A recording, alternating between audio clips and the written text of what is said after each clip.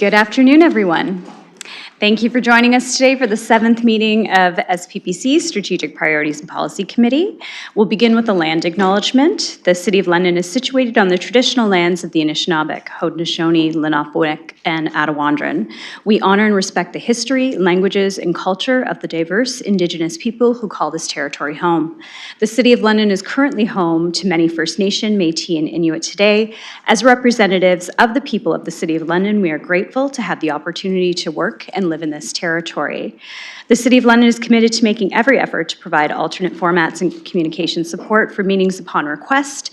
To make a request specific to this meeting, please contact sppc@london.ca or 519-661-2489, extension 2425.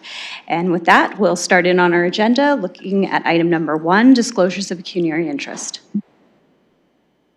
Seeing none, and just to make everyone on committee aware, we have 2 members joining online. Mayor Morgan is joining us, as well as Councillor Pelosa. Thank you both. And in chambers, we have all members of committee, except for Deputy Mayor Lewis and Councillor Van Meerbergen. Okay, we're moving on to item number 2, which is consent. I've been asked to pull items 2.4, 2.5, and 2.6. Unless anyone else is looking to pull 2.1 through 2.3, I will look for somebody to move 2.1, 2.3. Thank you, Councillor Hillier. Looking for a seconder. Thank you, Councillor Cuddy. And with that, we will look for discussion on items 2.1 through 2.3. I'll start with Councillor Hopkins. Go ahead.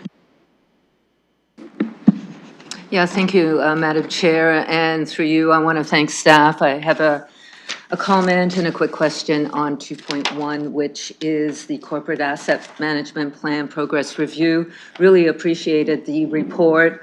Very supportive of strengthening our integration with the multi-year budget, as well as our corporate asset management coming together. A question through you is, Madam Chair, to staff, is when can we expect more of a comprehensive update? I know this is a partial update, but how do we get the big picture and when can council expect it? Thank you. I'll go to Ms. Barbone. Thank you, through the chair. The capital asset management team is actually working on that right now, and I'll defer it to Mr. Sinise, who can provide you some updates on the status of their work to date, but it will be coming forward in 2027. Thank you. I'll go to Mr. Sinise. Through the chair, yeah, what we're doing is we're currently in development working with all of our service partners. We're making really good progress on doing the next round of comprehensive asset management plan. We're targeting bringing forward a report to council in the spring of 2027. At that point in time, we'll be seeking approval of all of our corporate asset management plans for not only the direct city-owned assets, but also the agencies, boards, and commissions. Thank you very much. Councillor? Yeah, thank you. I think that's when the big picture comes together. So looking forward to the next council receiving the comprehensive plan. I'd like to make a quick comment through you to staff. I know conservation authorities, we took a look at our ABCs here in the report. Conservation authorities are going to be going through a major review and expectations to have things up and going in February 2027. So just would like to encourage staff and conservation staff working together, having a better understanding how that all works and how it may shift or not, but lots of changes going forward in some of our boards. So thank you very much for the report. Thank you. I'm looking for other speakers on items 2.1 through 2.3. Councillor Cripple, go ahead. Thank you, through the chair, to the staff. Last year in this report, we had one more column, multi-year budget impact on GAP, and it was dropped for this year. I was just wondering what was the reasoning for not including it this year. Thank you.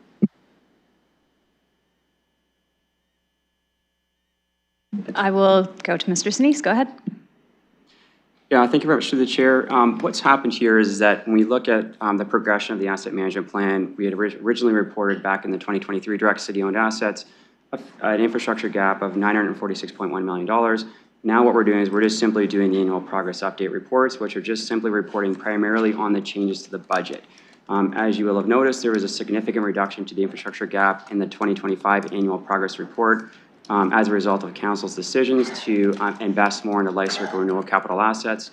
For For the 2026 annual progress update report that's in front of you today, there was a very minimal change to the infrastructure gap as a result of, again, just minor changes to the budget. As a result, we didn't feel it was necessary to include that additional information. Thank you. Councillor Purple. Okay, thank you for that. And when I went through the values, both replacement and CAM plans and current LOS gap, I did find them they're almost identical, actually. But am I assuming then accurately, if I were to add this multi-year budget impact gap, that it matches last year's? Because if it just matches last year's, then there's no issue, it's the same thing. But if it would change in the end, some of them potentially, then it would make a difference. So I just want to assure that it's still the same. Thank you. Mr. Sneeze? Yeah, through the chair. So what we would find is very immaterial changes amongst the different service components. Again, we're looking at the most recent council-approved budget update, which includes the multi-year budget. So again, when you're looking at the material changes that occurred, those occurred during the 2024 multi-year budget, where there was larger swings in terms of investment choices with regards to life cycle renewal capital budgets. Again, when we're looking at the changes from the 2025 progress report to the 2026, very small changes generally occurred amongst the service areas. Again, that's why you're finding a very minimal reduction or minimal change to the gap. Thank you. Councillor Purple? Okay, thank you for the explanation. Just one quick thing. So non-identified, decreased, non-identified, increased, they would be identical to last year. Is that correct? Mr. Sneeze?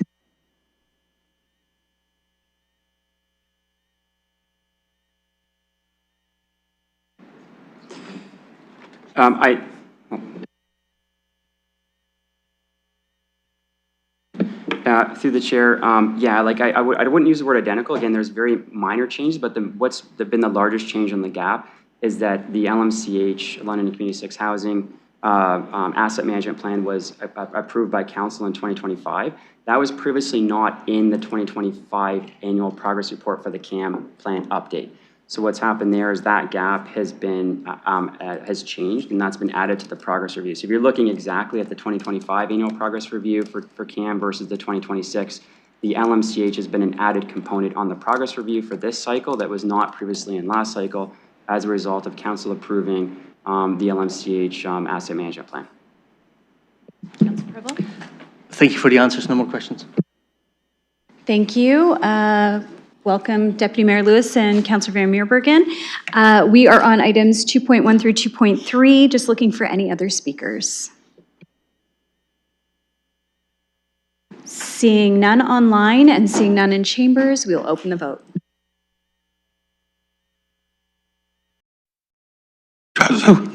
Trustee votes yes.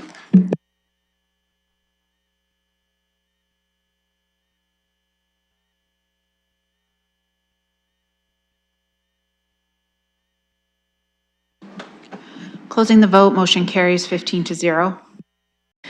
And for those in the gallery and those with delegations, we will move those items to point 4, 2.6 to item 5 on the agenda, which is our additional business. With that, we'll move to item 3, which is our scheduled items. Our first item is 3.1, which is the London Hydro Inc. 2025 Annual General Meeting of the Shareholder Annual Resolutions. We have a presentation first from London Hydro. With the presentations that we have today, we do not require a motion to hear those presentations. And I know that everyone is tight to time on 5 minutes, so thank you for that.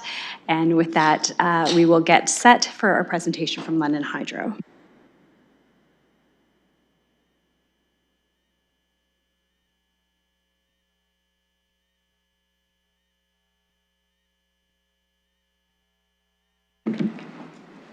Hello, my name is Tanya Godine, and I'm the chair of London Hydro's Board of Directors. Very proud to share details of our 2025 year. What you will hear today reflects an organization continuing to demonstrate strong governance, thoughtful planning, and a disciplined approach to operational and financial performance. Throughout 2025, London Hydro remained focused on delivering value for customers and our shareholder while continuing to prepare for the opportunities and challenges ahead. The board has continued to work alongside leadership to ensure decisions are grounded in long-term thinking, responsible investment, and a clear commitment to reliability, safety, and sustainability. As our city grows and the energy landscape continues to evolve, the importance of strategic planning, infrastructure readiness, and organizational resilience has never been greater. Over the past year, we saw continued progress in areas including grid modernization, operational improvement, customer support initiatives, and organizational transformation. These efforts reflect not only strong execution, but rigorous planning, collaboration, and the accountability required to position London Hydro for continued success in the long term. As a board, we're proud to support an organization focused on today's performance and building the foundation for the future. That includes investing in infrastructure, strengthening internal processes, supporting innovation, and ensuring London Hydro remains well-positioned to meet the needs of our customers and our community. On behalf of the Board of Directors, I would like to thank the entire team at London Hydro, many of them here today, for their dedication and continued commitment to excellence. I would also like to thank you, our shareholder, our customers, partners, and our community stakeholders for ongoing trust and support. Together, we're continuing to build a strong, resilient, forward-looking organization well-positioned for the future. Thank you. Thank you, Ms. Gedine. We'll hear from Mr. Samsudini. Go ahead. Hello. Good afternoon. I am not going to go through this whole presentation. So the one slide I will bring up is the reason we are actually here today, which is the business of the AGM. There's essentially three things that we're here to get either approval or receive from council. Those are on the approval of the financial statements, the election and affirmation of continuing terms of directors, and then the appointment of the auditors. In that order, I would say the financial statements, we did review the financial statements with city administration. They are aware of those financial statements. They have been approved by our auditors and our board of directors. The 2025 year actually looks very similar to the 2024 year, $11.1 million in net income. $5.5 million dividend paid or will be paid to the City of London. A stable rating continues, and $62.8 million spent in capital over the last year. For the election and affirmation of the Board of Directors, the slate hasn't changed. So the current Board of Directors that is sitting for London Hydro is the one that is up for recommendation in this year. So there was no members that stepped down or terms that came to a final conclusion. This would be a reappointment of the current directors that are at London Hydro today. And finally, the appointment of the auditors. We use KPMG as our auditors. They're also the city's auditors and actually audit most of the utilities in the province of Ontario. So they're well regarded in this right, and we put them forward as well for reappointment. We did provide a deck. I think the deck is great for folks to be able to go through, see all the great work that was done at London Hydro this year. But being mindful of your time, I will end my presentation there and take any questions you may have. Thank you. Just one moment. I will just double check with the clerk on how we proceed, if she'd like a motion on the floor first before we go to questions.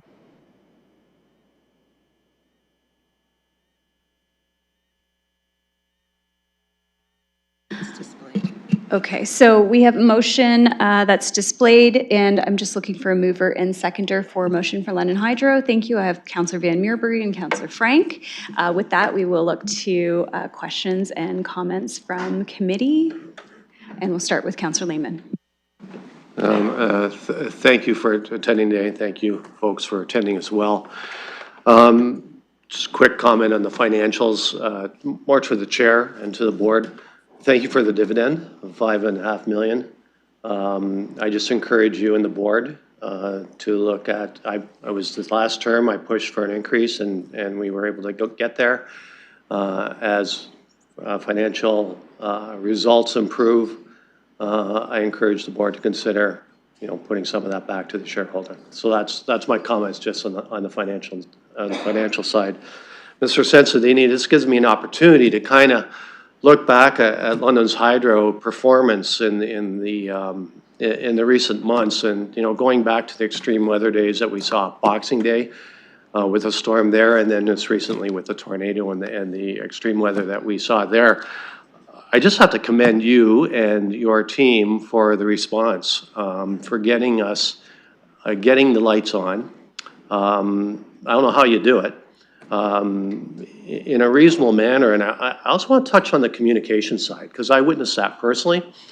It was good to know when my lights would come on, but it was also good to know for those that didn't get the lights on, when they could expect it on. And for my family, which I have, sons and daughters around the city, it kind of allowed us to do some planning, quite frankly, where we were able to get family members over to maybe the family that had the power, and then also plan at what time we would get back or they would get back when the power came back on. And I gotta tell you, those estimates were unbelievably close. So terrific work there. It's one thing to keep the power on during peak demands in the summertime with the air conditioners humming and everything like that.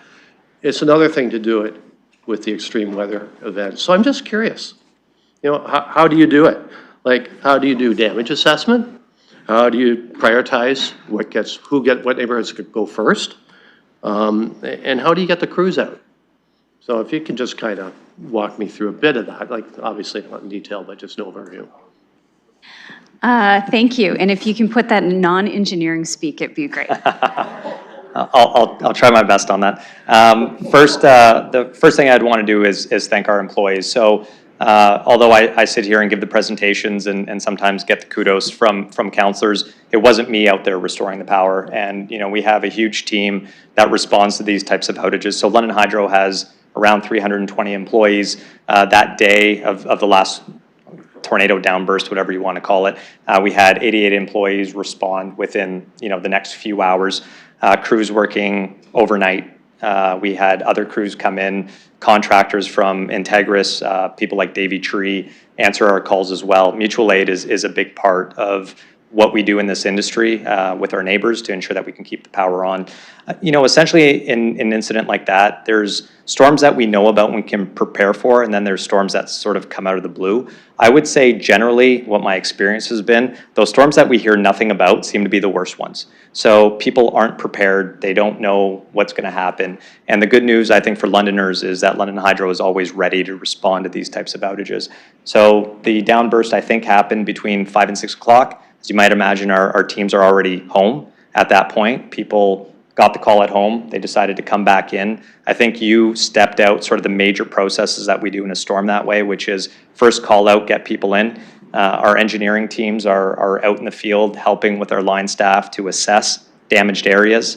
How we prioritize, we usually go with the most customers first. If there's large feeders we can pick up, that's what we try to pick up first. And I understand from our customers that there can be some frustration about being out for 12 hours or 15 hours, but know that we're having to prioritize these types of outages, and that will happen with the number of customers first. We will also look at critical infrastructure. If there was a hospital or some other critical infrastructure piece on a feeder, we may prioritize that to ensure that people are safe in that environment. So the general process is about people coming in, assessing the damaged location, calling in other crews externally, and starting the work and trying to pick up as much of that work as we can over the next hours. We have to split up our crews sometimes as well, because as you can imagine, crews will time out after they've worked 16 hours. We can't ask them to safely work any longer, so they go home, the next crew comes in and works their 16-hour shift. So it really is a coordinated effort. Appreciate the city's help on this as well. We're also coordinating with people who are doing tree trimming and other work in those areas, with police in streets where power lines are down. It is really a Team London approach to getting the power back on. And I could say I was nothing but impressed and happy with our crews, also with the City of London's response, and of course our customers who are having to live through it. Thank you. I'll go back to Councillor Lehman. Thank you. And through you, Chair, one final question. You know, as we are aware that extreme weather events are going to increase in the years to come, what is London Hydro learning from these experiences where you can even get better, improve on your service? Thank you, Mr. Samsonini. Go ahead. Yeah, I think we're learning a few lessons. One is, our capital investment plan matters. The stronger, the more resilient your capital assets are out in the field, the more that they will be able to resist this extreme weather. We're also designing for more extreme weather in our minds. So where we, build infrastructure underground, for example, we might use a larger pole type. We might put poles closer together to handle the extreme weather events. We've also got some really interesting technology we're trying out this year. There's some work that we're doing, some overhead satellite imagery to look at trees that we think are what we call sort of in the fall zone. So if there is a storm event and we're worried about branches, large trees that may be sick in that area, we can actually be more proactive and start to trim those areas before the storm happens to hopefully cause less outages in the future. I think our teams are unfortunately getting the training on these things. I mean, in the year and a half that I've been here, I think we had something that almost appeared to be a tornado on the west end of the city about a year and a half ago. We had the ice storm that happened over Boxing Day. We've had, now the tornado or downburst happen on the east and south ends of the city. So the good, bad news about that is our emergency response is being flexed. We know what works. We know what neighbors we can call on. And so that sort of time in the exercise is also helpful to us to get better at it. And that's where our communication came in as well. I think as an organization, we knew we were a little bit lacking in how we communicated with our customers. People want to know that you're aware of their outage. People want to know that there's crews being sent to their area, and people want to know when they can expect their power to come back on. So we're really trying to put our full press on getting that information as out and as accurately as we can and as timely as we can. Councillor Lehman? Just finally, thank you for that. Hydro is a critical utility for the livability of London and also for the economic success of London. And with that comes, to have a reliable power source. I think it's crucial for both those areas, and I think you're delivering on those fronts. So thank you very much. Thank you. On my speakers list, I have Councillor Purble next, followed by Mayor Morgan, and then Councillor Cuddy. Thank you, and through the chair. Yes, everyone was supposed to thank you, but I also want to include our staff because the coordination and cooperation between the organizations and team was really exemplary. So it was greatly appreciated by 500,000 of Londoners. Thank you. Last year, you presented to us 2030 vision with 5 pillars, 5 strategic focuses. Can you update us in terms of kind of the opportunities, challenges, and potentially the biggest game changers? I know it's at the beginning of the 5-year vision, but can you just pinpoint a few of them, summarize? Thank you. Mr. Samsudini. Yeah, so, our 5 pillars, I can sort of go through them individually. One of them is building for the future. I think as we look at our distribution system plan that we're putting forward, we're working through that. We're looking to get that finalized through our board over the next months. Really investing in the city is a big part of what we're going to be doing. So the line that I keep using is we plan to spend as much in the next decade as we have in the last century here in the City of London. The amount of growth happening on the electricity profile is nothing that I've seen before.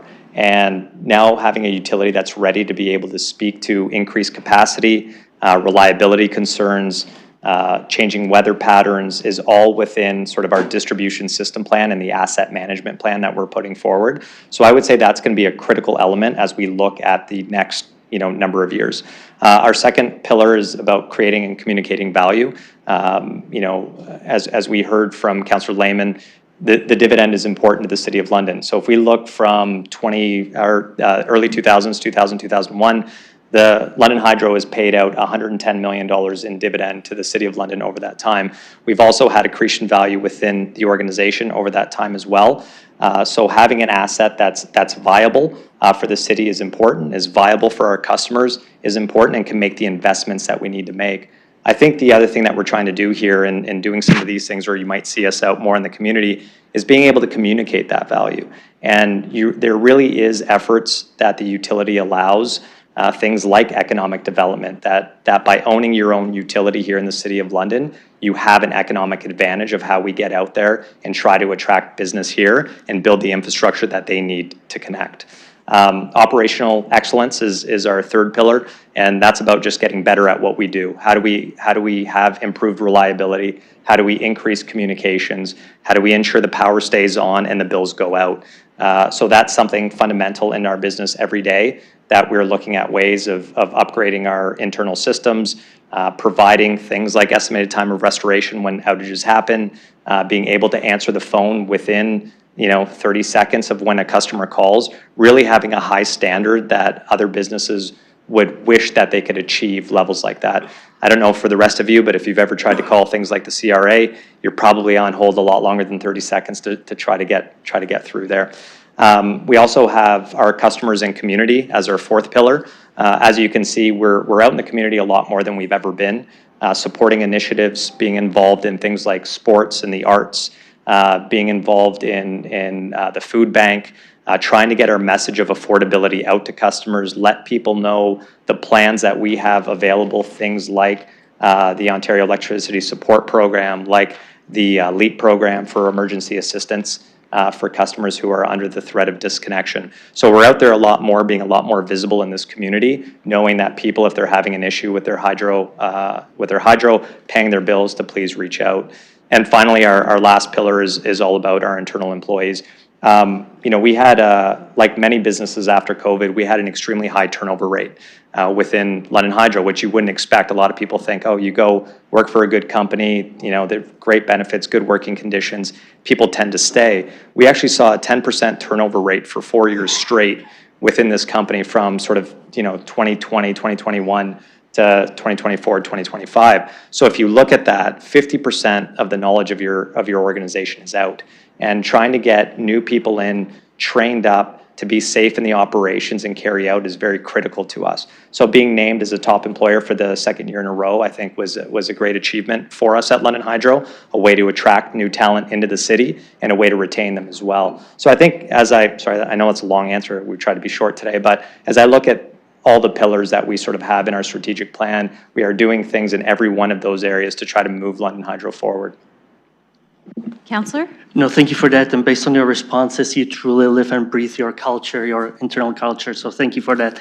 Last question in terms of the financials, the net earnings, including swap impact. I know they were slightly down compared to budget, slightly more down compared to 24. How are we looking for 26 in terms of the budget and forecast? Mr. Samsonini? So, so last year we were, I think, 97% of budget. Most of the sort of budget miss all happened in December. There was a couple of bankruptcies of customers that weren't expected last year. And then, of course, we had the ice storm come through as well. That sort of knocked down what our projected net income would have been for the end of the year. This year, so far, I think the last financials that I've seen are updates for the end of April. We look to be ahead of budget at this point in the year. Again, it's still early, and there's always some unknowns like tornadoes that you can never really account for. But at this point, we're looking strong for our budget year. The one thing that I would mention to council, so you see sort of a reduction in net income for about $1 million.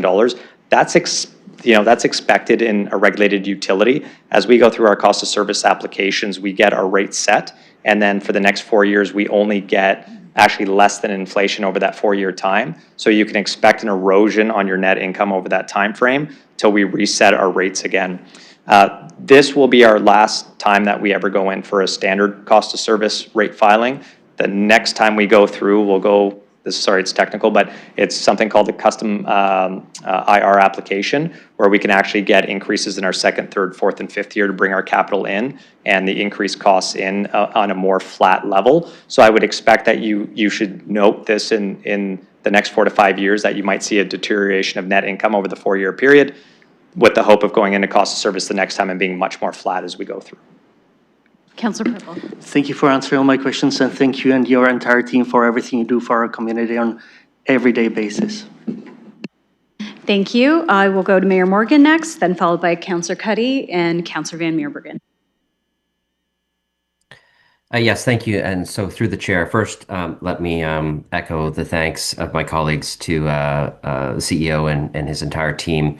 I had, on behalf of council, the opportunity to address the employees of London Hydro a couple of months back about the work that they did through the winter and the ice storms. Obviously, with the recent adverse weather, we know that work continues, each and every day. And we thank all the frontline workers who get called in to do that work, when we need it. And so thank you again for all that you do. Obviously, I'm supportive of the recommendations that are before us today from a shareholder's perspective. I do have one question. And I also want to thank London Hydro for participating with the City of London at the last AMO conference in our delegations. It's my view that economic development is incredibly important to the city, and that can't move forward without adequate, safe, and reliable supply of power in the city. It's something that we're working on in our economic development strategy that will come forward in June. And we anticipate that there'll be linkages with hydro there. But to the CEO through the chair, I would like to know your viewpoints on the role that London Hydro can play in supporting the city's economic development objectives in the future, because we have the advantage of having a utility that we are the sole shareholder of. Others do not necessarily have that. And I wonder how your thoughts on how we can leverage that as we move towards the release of our economic development strategy in the forthcoming weeks. Thank you. I'll go to Mr. Samsonini. Thank you. So I'm a firm believer in a Team London approach. I think our greatest asset is the great teams that we have across the City of London, from the city to economic development to your hydro. There's just so many people that are all pulling for the same thing, which is the economic prosperity of this region. How do we create jobs? How do we create good paying jobs? How do we create long-term jobs that people can really establish a family and want to live here for the long haul? So to me, it's about that working together, that one Team London approach. Electricity has become a very major part of trying to attract large sort of industrial customers today.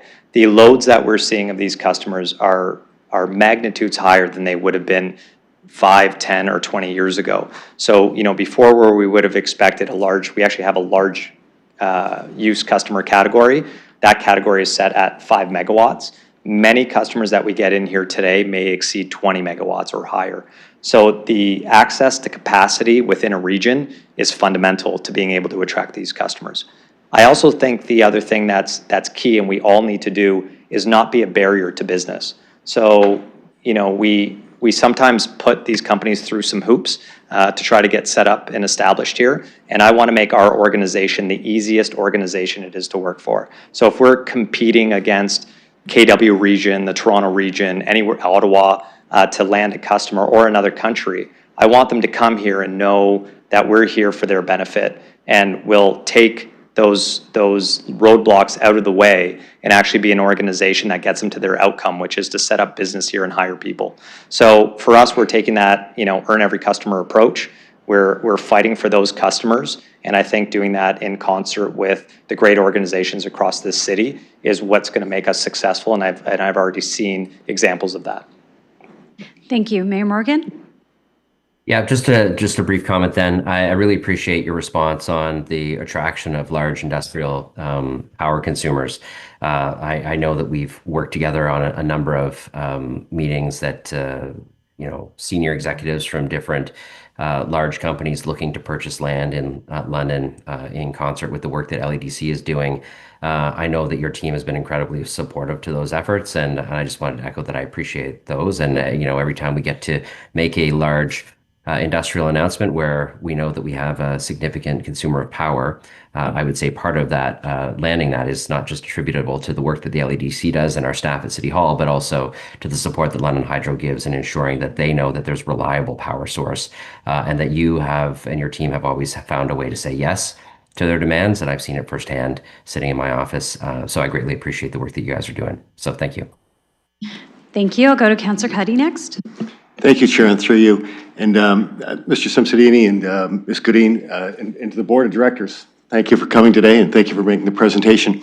I want to reference, and I don't want to sound like everybody else, but I do want to reference not the dividend, which we certainly appreciate, but the fact that you were able to duplicate another 11 million and change, 11.5 million in income, which is really incredible because you're growing. So there's pressure and stress on your resources, on your financial resources, but you continue to grow the income, which is really cool. And that doesn't always happen. And just for everyone's reference, this isn't a gross, this is a net. So this is what's very, very impressive by what you've done, by what your board has allowed you to do. So thank you for the work you've done. I am a little surprised by your turnover, because in times of economic uncertainty, people don't leave their jobs. And I'm not quite sure where that fits, and I know you're a great company. I've spoken to your employees. I've been to some of these events with you, and they love their work and they love what they do. So that's a little challenging, I'm sure. But what I wanted to ask you, Mr. Samsonini, was, I've been really impressed and I appreciate seeing London Hydro become more involved in the community, whether it's through supporting the arts and culture, or local sporting events, and all these initiatives you do for nonprofit organizations. So if you could, and I know you referenced a little bit earlier, but if you could please just share with us, London Hydro's, how you see these investments, these kind of investments, being an important part of your strategy, your long-term strategy, and how you balance the contributions of building these stronger connections within residential communities and the city as a whole. Thank you. Thank you, Mr. Samsonini. Go ahead. So, and I don't want you to leave with that we have a 10% turnover rate problem. The last 2 years, I think that rate has dropped to under 5%. So things have sort of stabilized on that front, and the team is growing going forward. I think a lot of those turnovers were to do with the time that we had after COVID. People were a lot more, able to move, wanting to try new things, evaluating new things in their life, retiring, whatever that was for them. So I think we're coming out of that issue, which is good. And thank you for the question on sort of our community involvement. You know, the one thing that a lot of people don't realize is London Hydro is entering its 116th year as a business. I appreciate the City of London is celebrating their bicentennial, which is great, 200 years. We're a little bit younger than you guys on that side of things. But it's an important element to know that we are part of this community. And I think like any good neighbors, we need to be involved in different areas. And some of that we do to support. So for example, the food bank, we know affordability is an issue, how we get involved in the food bank. It also helps us get our messaging out for things like the OESP program and LEAP program. And I would just like to say here, if anyone's listening to this and you're having problems paying your hydro bill, please contact us. There are programs available that may help. I think over 15,000 Londoners took some funding from the OESP program, which is provincially funded, which means, you know, almost $9 million came in from provincial funding to help pay hydro bills here in the City of London. So again, if you're struggling, if you have a child in school, sometimes university and college students as well will qualify for these programs. I encourage you to reach out to us to ensure that we can get that money to you. We also look at other things, as you've mentioned, the arts, sports. You know, to us, it's important to find our customers where they are, and we know that all Londoners don't have the same sort of things that they look to do in their day, so where we can support in other areas, and just to let people know that we are here to help. We are a trusted community partner is important for us, and that's how we get out. There's been interesting activities we've done as well. Some things have been around sustainability, where there was a movie night, I think that happens around the city. Those were being used with gas generators. They were noisy, they were polluting. So we brought in electrical generators to help sort of power those events. So we see ourselves as a community partner, a neighbor. So we like to help where we can, and also let Londoners know that we're here to help if they need it. Councillor Cuddy? Well, thank you. And just in closing, I consider hydro to be gold standard, and you've done a great job of keeping that up, Mr. Samsonini. Thank you. Thank you. I have Councillor Van Meerbergen, followed by Councillor Trosso. Thank you, Chair. I think we can all agree that in any local economy like the City of London, the backbone is a capable, consistent power supply and an organization that's able to deliver it with the capacity to grow. And all these boxes are ticked off, and that's been confirmed today by this report. So I congratulate you on that. Because it's absolutely fundamental to our growth and to employment and to our community as a whole. And thank you for touching on the affordability issue. That with a kind of uncertain economy is very good to know that that's in place. I also wanted to congratulate you on the community involvement, because that's, for me, and I think others that I've spoken with, is something that's quite different than we've seen in the past, and quite an improvement on London Hydro's behalf about how active you really are in the community and showing the face of what can be a very sterile utility, which can be, frankly, faceless. And so there's your beautiful building there on Horton. Some may describe it as a mausoleum, but you have actually demonstrated the human face of it and that it's active in the community. So thank you again. Thank you. I will go to Councillor Trosso next. Thank you very much through the chair. I'll keep this short because I'm pretty much just repeating a lot of what you've already heard. I really needed some good news today, and this report, I think, is our good news story of the day. What I noticed first is your involvement in the community, and I've mentioned that to some of your staff and board members, and it's something that I really appreciate because it shows that you go beyond the really excellent level of technological, and service-oriented expertise, but you're participating in a lot of things. And Councillor Cuddy mentioned that. So I just want to say great job, and thank you very much for this report, and I'll be supporting all of the motions today. Thank you. Looking for other speakers on this item? Okay, seeing none, we're dealing with 3.1. We've got a motion in front of you. It's A, B, C, and it includes the financial results, the draft shareholder resolution, as well as the presentation, and with that, we'll open the vote.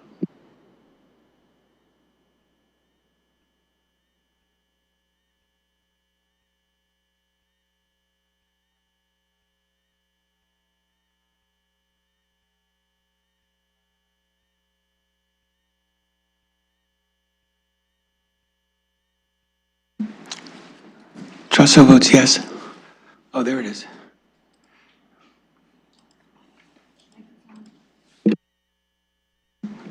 Closing the vote, motion carries 15-0. Thank you. That moves us to item 3.2, another delegation with Mr. Samsonini on the NewCo. I will invite you back to the microphone in case you wanted to add something before we begin with the consideration of appointment. I'm going to keep this super short. Just here to answer any questions on that process, if any are had, but leave it to council to appoint their member. Okay, thank you. So I will, just to help with our process, I will read part of that motion for the NewCo, and then I will look for a mover and seconder. So it's on your screens as well, I believe, but that the following actions be taken with respect to the revival of London Hydro Holding, Inc. A, Tanya Godine and Paul Madden be appointed to the London Hydro Holdings, Inc. for a term of 1 year. Mayor Morgan be appointed as the member appointed for Municipal Council, and the communication dated May 1st, 2026 from Y. Samsonini, CEO, London Hydro, Inc. be received. It being noted that SPPC heard a verbal delegation from Y. Samsonini, CEO, London Hydro with respect to this matter. With that, I'll look for a mover. I have Councillor Cuddy, I have Councillor Ferreira, and we'll look for discussion on this item.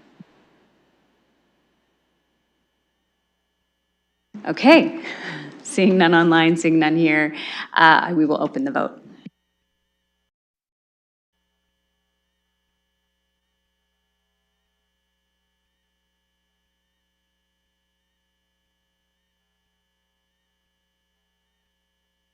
Closing the vote, motion carries 15-0.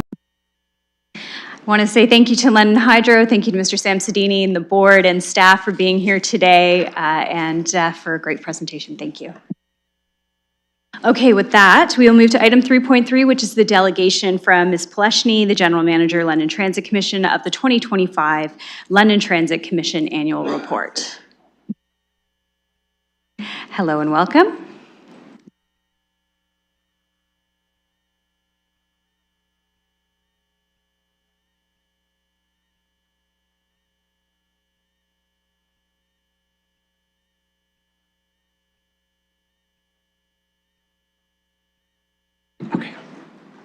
You may begin. Thank you, Madam Chair.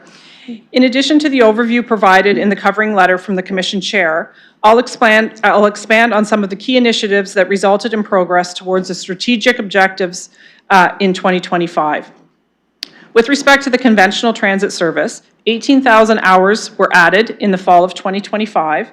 And while overall ridership did decline in 2025 as compared to 2024, it was a direct result of lower enrollment in the post-secondary institutions as a result of the caps on foreign students. A positive outcome from that decline in ridership was that we had significant improvement in crowding concerns that we had been experiencing in 2024. So while obviously we don't like to see ridership decline, it did provide for a better match to the service levels that we had in place to the ridership that we experienced in the fall of 2025. That led to a slight improvement in the voice of the customer satisfaction level in 2025, with 68% of respondents indicating that they were satisfied with the service. The primary areas of concern on the conventional from the customer perspective continue to be on-time performance and travel time while they're riding the service. On the specialized side, better news, we introduced 10,000 hours of service in January 2025, which resulted in a 14% increase in ridership over 2024 levels. The transition to the new booking software was completed in early 2025, with riders now having the option to book their trips both online and via telephone. And those changes have been very well received from riders, noting that in the voice of the customer survey for specialized, we saw a 98% respondent rate of level of satisfaction with respect to that service. In the area of fiscal accountability, the Commission received a clean audit and closed out 2025 with healthy balances in all reserves and reserve funds. And as part of the 2026 budget process, the Commission approved an assessment growth business case, which will result in the purchase of 4 expansion buses to provide service to 4 new areas of the city, beginning in 2028. 2025 also saw the completion of an updated asset management plan and upgrades to a number of key software programs supporting daily service delivery, and work also progressed on the replacement of the Highbury facility and the zero-emission bus pilot projects. Progress was also made addressing the long-standing resource issues in the skilled trades complement, and enhancements to the bus operator training program were implemented in an effort to provide additional on-road training as part of our onboarding process. Looking forward, some of the initiatives that are included in the 2026 work program include consideration of another assessment growth business case for 2027 budget consideration, the launch of the secondary school transit pilot program in the fall, preparation for the launch of the east leg of the rapid transit service and the corresponding service improvements to feeder routes, preparation for the transition to a new service provider for the specialized service, which will take place not until the summer of 2027, but there's a lot of work involved in that transition. Undertaking a review of options to expand fare payment methods on transit. The review will consider an expanded smart card revaluing network, as well as the ability to pay with debit and credit on board.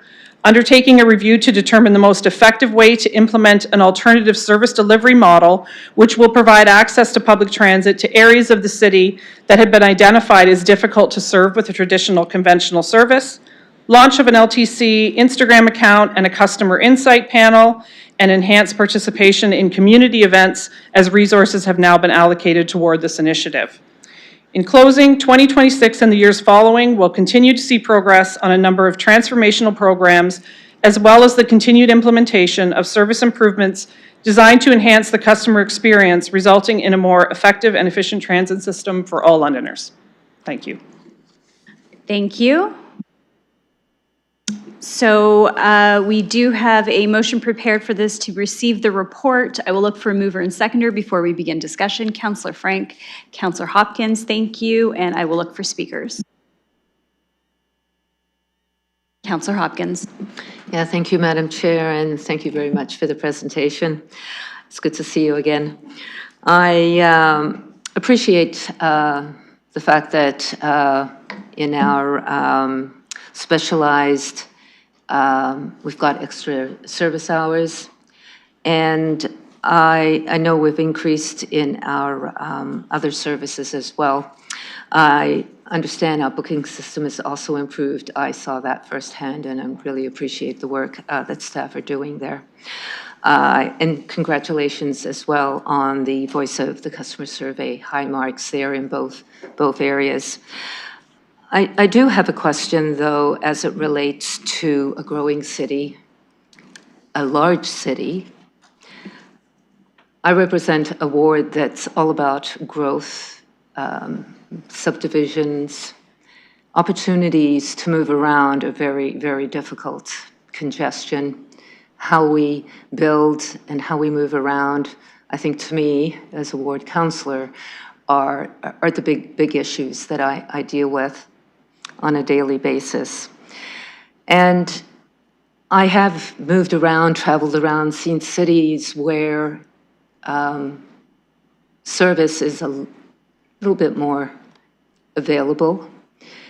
How can we, as a city council, as a city, support, work with LTC, and improve opportunities to move around in areas where we do not have those opportunities? And before you answer that question, thank you for a route we got last year in Riverbend, and hopefully a route to come, I think, next year. But it just seems it takes a long time, and I think opportunities, we need opportunities now in our city to accommodate the congestion that we're starting to see.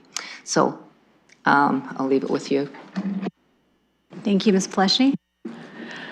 Through the chair, the very short answer is how can council assist? Obviously, it's funding, right? I mean, at the end of the day, transit relies on municipal funding for a significant portion of our budget. If we want to grow, we're going to need council to approve increases to that budget. So, I mean, that's certainly the underlying piece.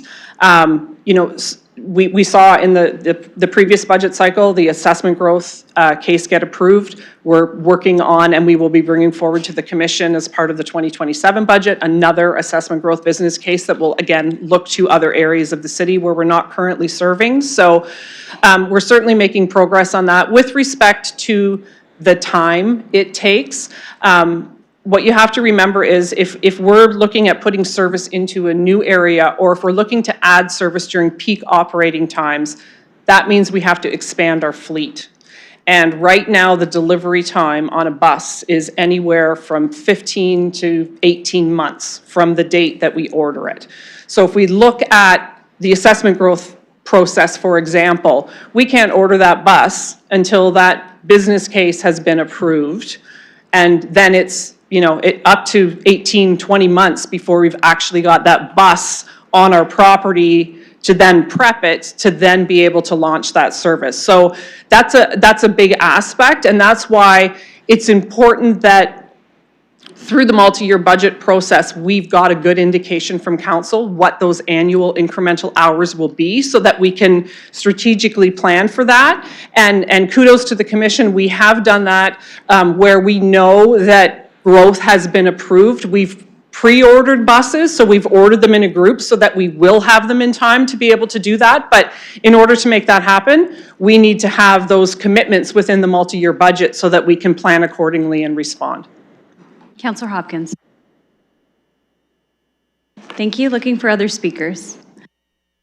Councillor Stevenson, go ahead. Thank you. Yeah, I just wanted to follow up on that question, and you started to say it there about a way to pre-order.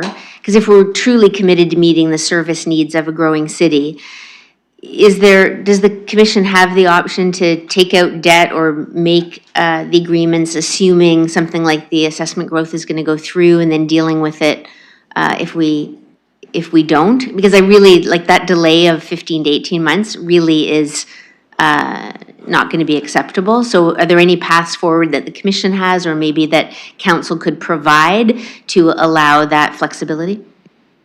Ms. Pleshny. Through the chair, historically, when the balance in the provincial gas tax reserve was healthier, the commission had the potential to rely on that if funding didn't necessarily line up, and we could pre-order those kind of things.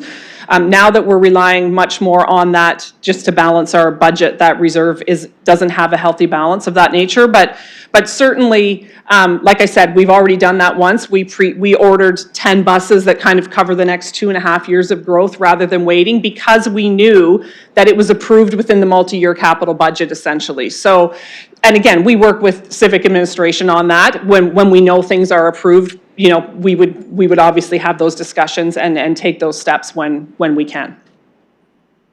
Councillor Stevenson? Thank you. Yeah, so as a follow-up, as we're hitting the end of this multi-year budget, it's a little bit of a different place. So do you have the option of debt financing, or are you in a spot now where you're not able to pre-order in this case? Ms. Pleshney? Through the chair, so the commission has already approved the pre-order of all the expansion buses that we need to the end of this multi-year budget. So we've already taken that action, and when we come forward in the next multi-year, in terms of capital, we'll have the requirements for expansion buses set out within that, and then again, if that gets approved, we would be able to do something similar. Councillor? Thank you. So I'm hearing that we're not really at risk of not being able to meet whatever budgetary sort of service additions the next council might like to do?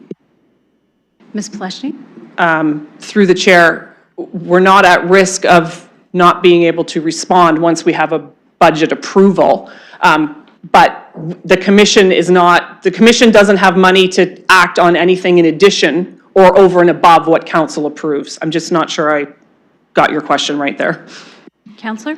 Thank you. Yeah, I mean, it's a bit speculative, right? But I'm just trying to be proactive around, we know we're underserviced in many areas. Under that scenario, it would just be nice to lay the framework to set us up for success in the next couple of years. My questions aside from that really are around public safety. So how are safety incidents tracked? And then, what are your measures to address those, and are you seeing any trends? Ms. Pleshney? Through the chair, we obviously track all issues of safety, whether it be customer to customer, customer to employee, all of those things, we track that, and we do benchmark against peer properties. In terms of trends, I wouldn't say we've seen a significant change over the last number of years. I would say compared to historic, if we go back pre-COVID, we have seen an escalation.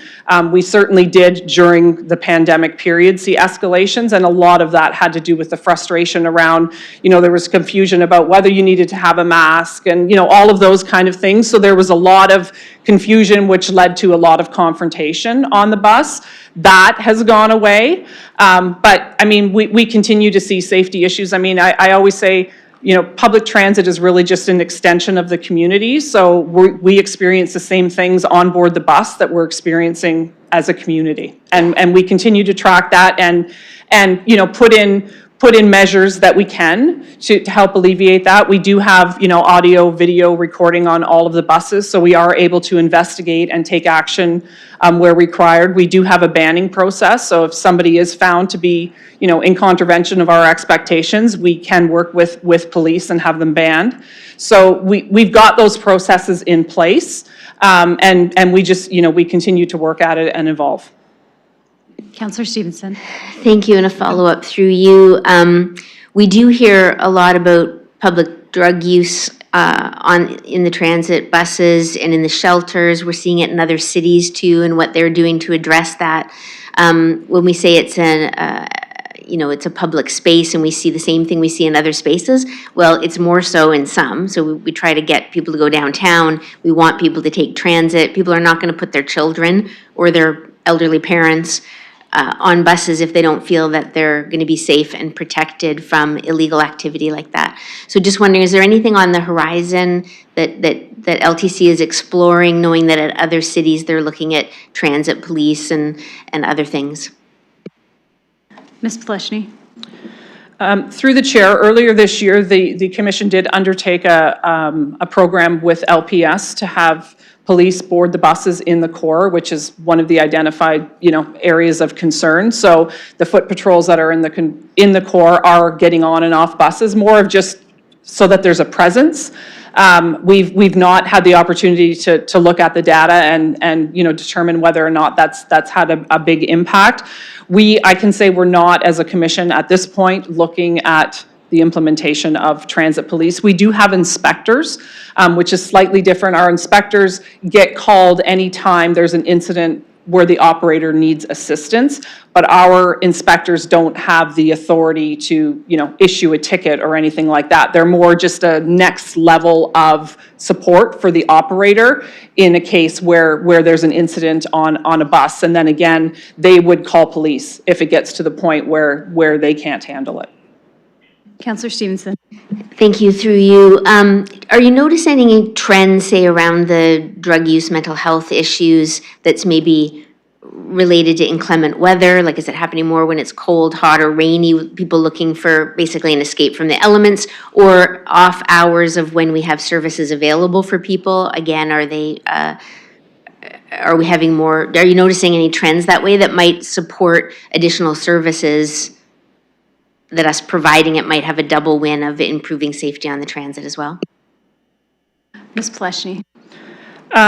Through the chair, I would say we certainly have more activity on the buses during what I would say inclement weather. So obviously when it's very cold, a bus is a warm haven. Same if it's extremely hot, the buses are air conditioned. So we do see increases in activity on the buses during those periods. I wouldn't say so much during different times of day. I think it's more to do with weather where we would notice those fluctuations.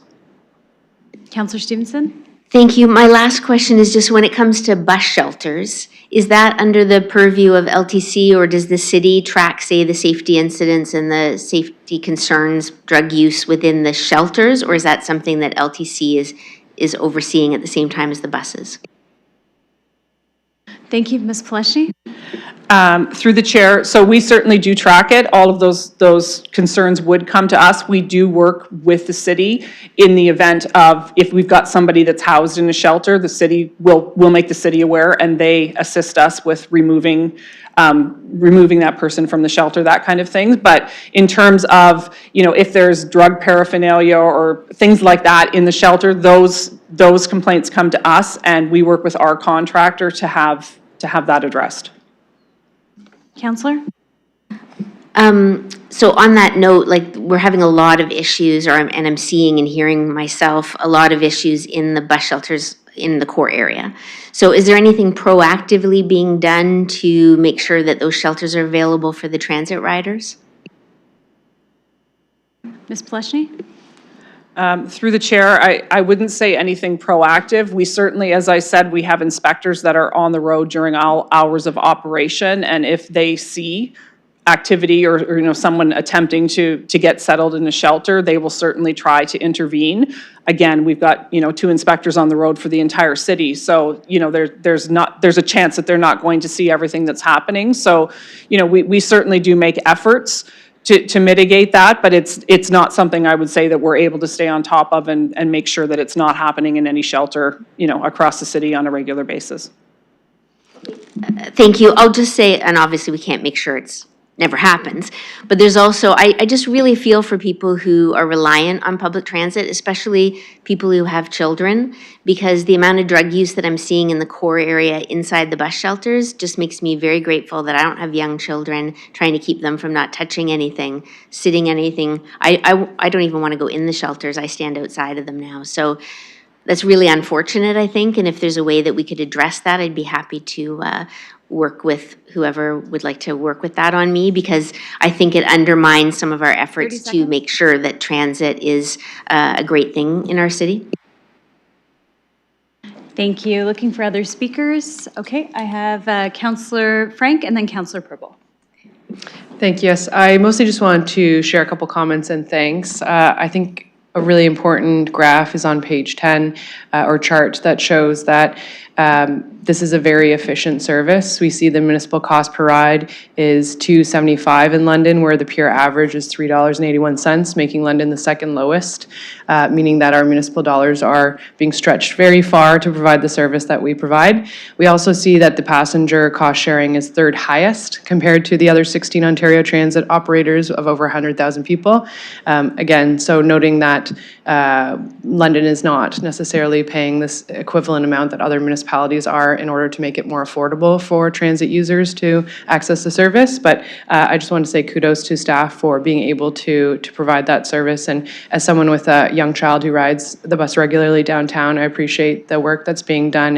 And we've always felt safe on the bus and in shelters. So appreciate the work of our staff, both at the city side and the transit side. Thank you. I have Councillor Purple next, followed by Deputy Mayor Lewis.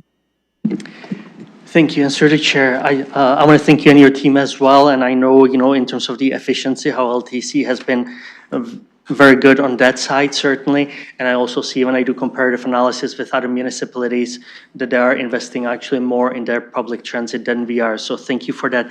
I do have a question for you. In terms of the financials, in terms of the budget for this year and forecast, are we online to deliver the figures for this year? Ms. Pleshny? Through the chair, short answer, yes. We are obviously experiencing unfavorable budget comparisons on our fuel budget, given what's gone on. We did a quick analysis, and I mean, if we assume that fuel pricing today stays in place until the end of this year, we would be looking at about a $2.5 million shortfall in the budget. Having said that, as I mentioned earlier, our reserves are in a healthy position, and we do have about $4.1 million in our energy management reserve, which is the reserve we would draw on to balance the budget. So we have no concern that we would be coming back to council. With respect to the 2026 budget, we do have the ability to manage any shortfalls with our reserves. Councillor Purple? Thank you. Follow up regarding the fuel, which was my next question. LTC used to lock in rates for the fuel. Are they being locked, or that doesn't exist anymore, or is it kind of market rate only? Ms. Pleshny?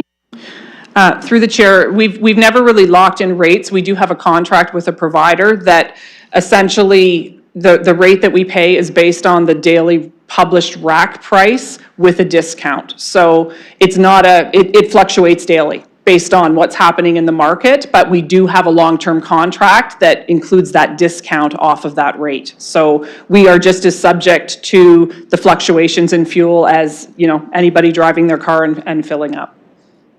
Councillor Purple? Thank you. No more questions. Thank you. I have Deputy Mayor Lewis next. Thank you, Madam Chair, for recognizing me, and thank you for filling in today as chair again. I very much appreciate your support as I work through this medical recovery. So thank you for carrying on those duties for me. I'd be remiss if I didn't thank you for that right off the top. I just want to say, for me, one of the big highlights of this is that we finally have transit funding coming through assessment growth. This is something that I have been talking about since I arrived at council, that when growth pays for growth, it also must include growth in the transit system. I hear people on council talking about this area is not serviced well or that area is not serviced well. That's because for years we have not had assessment growth to help meet the demands of a growing city. So I think it's very important to recognize both our financial staff and Ms. Pleshny and her staff for getting together and working through how we can start to apply assessment growth appropriately to transit services. That is going to be key in order for us to continue to grow transit service that the city needs. And that means it's not going to happen overnight. We are behind, and as new subdivisions get built out, service comes after the people. We don't start running buses into subdivisions where the homes are only half occupied. We need to be assuming subdivisions and having those places filled before we can be providing service there. I also want to say I very much appreciate the attention that LTC has paid as they look ahead to 2027 and 2028 to service in the industrial areas around Veterans Memorial Parkway and Sovereign Road, where we do have new employers, folks like The Gap, Andriani Pasta, and others who do have employees who need transit service to get to work.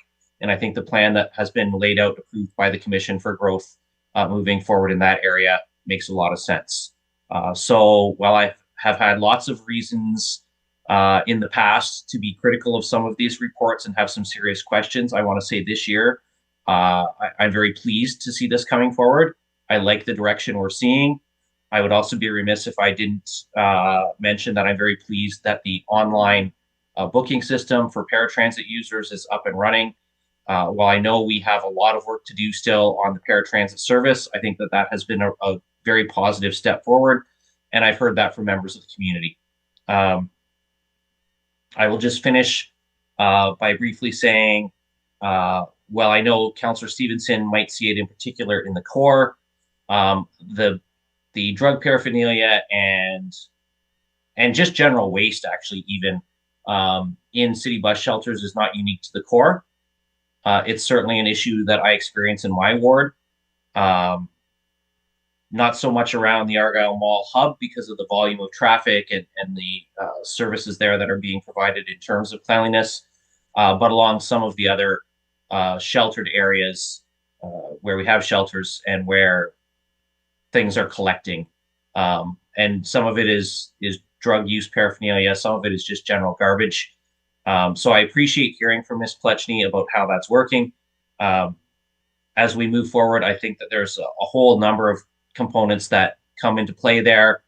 As we heard, you know, that's our CIR teams, that's transit, that's the London Police, there's a whole number of partners. We're not going to see this change overnight, but the important thing I think we heard today is that it is being worked on, and it's being worked on in a partnership. So I want to conclude with that on a positive note. I've been not positive on some of our previous annual reports, but this year I'm fairly positive about where things are going. And I'm glad that we are at the level we are at in terms of municipal contributions. I think that there does need to be a component of ridership pay. I do think that we still need to look at what we're doing around 30 how seconds. Fanshawe and Western students are serviced versus others in our community. But I think we'll get perhaps some numbers from that from the transit project with the Clark Road students as well. So all in all, very happy with this report today. Thank you. Going back to my speakers list, I have right now no one looking for other speakers. Seeing none online, seeing none here, we will open the vote.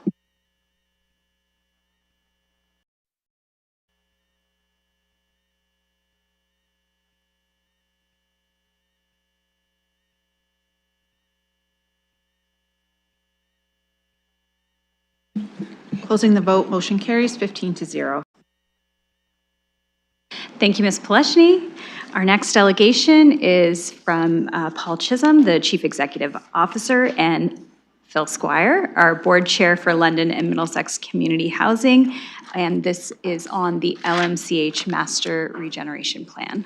Thank you very much for having us here today. We thought it was important to come before you just as a delegation. We will be back in about a month talking about our year-end, our operations. We hope to have some very good news for you then. But for today, we're talking about our regeneration plan. We think it's one of the most important things we've done in our term as a board and as an organization. The plan is underway. Reimagine 1 is completed. Reimagine 2 is underway, being constructed. Reimagine 3 will start construction in 2027, and plans are underway to redevelop the Ladybrook property. We were able to do this largely because of the $29 million loan that was approved by council. Thank you very much for that. I just want to stress, though, that that loan is being repaid by London Middlesex Community Housing through its tenants. Those are the people who will be regenerating their own property, which we think is important. We're very aware from discussions with the city that any loans that we take out are held as against the city and its assets. We understand that. I've had a chance to review the city report. That report will go back. We will review it. We will certainly be very prudent in terms of the money that we're using and how we apply it and how quickly we move with the plan. Our goal is quite simple. We want to provide better quality housing for our tenants, and along with that, also be financially responsible and not require taxpayers to bear the entire burden of London and Middlesex community housing. Accordingly, as we proceed with the plan, we will require less subsidies from taxpayers while still using funds that we generate through rents to regenerate our buildings. That being said, our rents will continue to be deeply affordable. Yes, we have RGI rents that can be as low as $85 a month, but even the highest rents that we might see when we regenerate and we have market value, for instance, a one-bedroom will be $800 to $900 per month. And there is a significant segment of the city that requires those types of properties. Two questions that arose to me when we presented this plan was, of course, how do we pay for it? And as you'll see from the city report, that's a question they have too, quite rightly so. We'll do it the same way we've continued to do it, in a careful, measured fashion without jeopardizing London Middlesex housing or our tenants. We're already doing that. We have obtained enough funding with help from the city to complete 2 new buildings and start on 2 more. We're very proud of that, but more than anything, we're proud of our tenants for being along with us on this journey that we're taking. I also thought, what about people who don't get a new building? What are those people going to say? What are they going to think? Well, I can tell you that we have and we will continue to invest dollars in our buildings. You'll remember, I'm sure quite well, when we came before, you received our building condition assessments, not a positive outlook at that time. I can tell you that we've started the process of redoing those, and they will be completed this year, and you will hear about them. As for now, I can tell you that a property such as Kent Street has moved from poor to good because of the money that we've invested in it, and Dorchester has moved from very poor to fair. No tenant is going to be left out on this journey. We continue to invest in our buildings, but we continue to have a need for new buildings. Thank you very much, and I will see you again in a month. Thank you. Mr. Chisholm?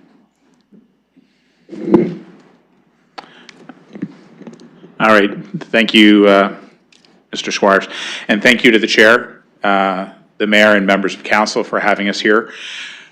LMCH remains committed to keeping the city council informed and engaged in the work we're doing in the communities. Today, we're sharing our master regeneration plan. It's LMCH's long-term strategy to renew, redevelop, and expand our housing portfolio over the next 15 years. It's not just a plan for building new assets. It is about people, communities, stewardship, and LMCH's ability to deliver housing over the long term. Why does this matter? We know that London and Middlesex continue to face significant housing needs. LMCH operates essential public housing infrastructure, and much of that infrastructure is aging. Aging buildings create rising costs, service risk, and real impacts on tenant safety, comfort, and stability. Delaying action increases long-term costs and limits future options. So this master regeneration plan provides LMCH with a disciplined framework for planning, 30 seconds. prioritizing, and sequencing and managing risk. We did speak to over 500 stakeholders through this process, and we're deeply aligned with the city in terms of their housing need assessment and the financial realities that you face.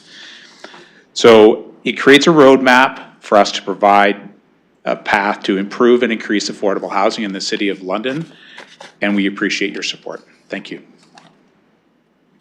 Thank you. Okay. For this item, we are going to take a motion to receive, and then we'll begin discussion. Sorry, Councillor, go ahead.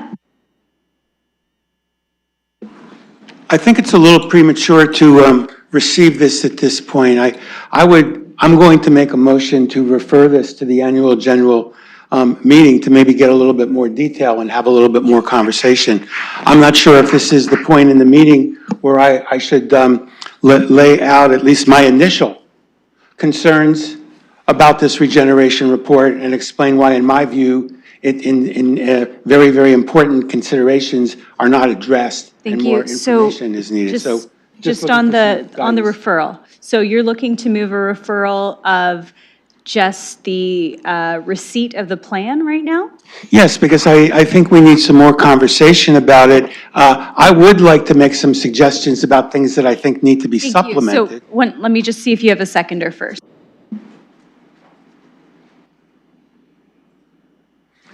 Okay, I don't see a seconder at this time. So right now, I will look for a mover and seconder on receiving the plan of Councilor McAllister and Councilor Cuddy, and we will begin discussion. Looking for speakers. Councilor McAllister, go ahead.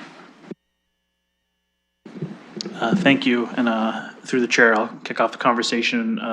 Just giving my perspective as a board member of LMCH, I'm actually immensely proud of the amount of work we've put into this master regeneration plan.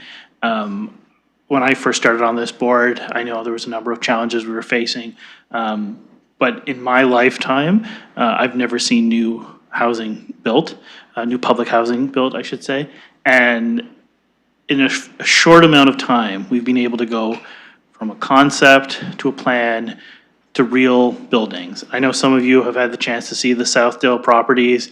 They're phenomenal. We've got one done in phase 2, got phase 3 as well. And as you heard from the presenters, we're getting new units online. And really, at the end of the day, that was my goal in terms of serving on this board, is to see new community housing built. And I think we should all, as a council, be proud of the investment we've made and the results we're seeing. This is a long-term plan for the next 15 years to get more units online, to provide different levels of affordability. We're seeing this across the board with other affordable housing providers, that we have mixed communities.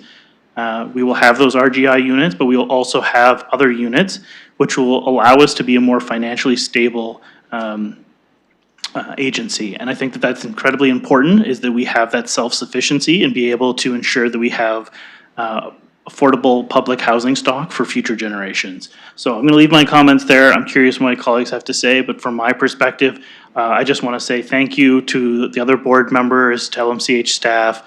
There's a lot of work that's gone into this, engagement with our current tenants, the community, and I'm actually immensely proud of the work we've been able to achieve, and I look forward to what the future holds for us. So, thank you. Thank you. I have a growing speakers list. I have Councilor Trasso next, followed by Councilor Stevenson, Councilor Ferreira. Councilor Trasso.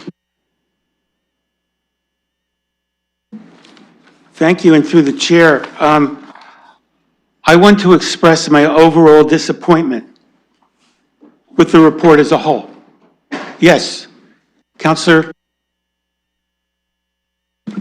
we're doing some new things, and there's some I'm sorry, is that a point of order? Councilor Trasso, go ahead.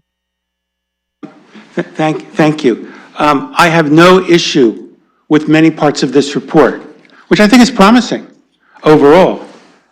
My problem is it does indicate the average building age is 54 years. The deferral, I think the deferred maintenance seems to be increasing, which is putting more pressure on long-term capital programs. And I think as building conditions worsen, and I'm talking about at the unit level, I don't think that we're serving our tenants well. Now, your report talks about 6 levers, and the first one is the weakness. And my criticism of this report, I'm going to limit to the first lever, because I think, yeah, it's great that Southdale is coming up, and you're making long-term plans to talk about doing some serious revitalization of some of your other properties in terms of making a better utilization of land. But with respect to the first key lever, building conditions, at least as last reported in the asset management plan, was poor to very poor. And it's nice to hear an oral report today that that's improving. But That was not included in the regeneration plan. And the reason why I think the regeneration plan is inadequate, at least with respect to lever one, and maybe I should refine my motion at some point to send back lever one for a little bit more information. I just can't accept this plan. Now, the claim is made that the regeneration model works. I don't think it does. I think parts of it are promising. Parts of it may work. But unless we see some action, some real actionable evidence about how that really poor to very poor asset management plan is being preserved. I saw what this council did with respect to toll plateau. And I don't want to send to the public a mixed message that we're operating under a double standard. I want to see actionable improvements in the condition of the living conditions, the day-to-day lives of tenants. So I'm not prepared to receive this report. I'm not prepared to vote yes on the report. I would be willing to split it into its different levers, but I need to see more on that first lever before I can accept this as a whole. Now, I've got a lot more to say about this, which I will bring up along with some associate motions at the shareholders meeting. I'm not going to bring them up today, but once again, I don't like doing a piece of this at one meeting and then another piece of it at another meeting. I'd rather put all of these important discussions together. So I'll be voting no on this, and I will. May I ask the clerk? Can I ask for the lever components to be voted on separately, or is that not possible since it's one report? It is one report, so we would take the full report, not just separate components. Thank you, in which case I can't support receiving this, report. At this point, I'm prepared to go into much more detail, way beyond what 5 minutes will allow me. Thank you very much. Thank you, and just in case you're looking to get back on the speakers list later, you have 1:10 remaining. Okay, I have Councillor Stevenson next, followed by Ferreira and Councillor Frank. Yeah, we hear a lot of terrible stories about life in London's social housing units. And I think, definitely we need to invest and invest heavily in this. But, when we talk about housing not having been built, I think we're forgetting about 122 baseline.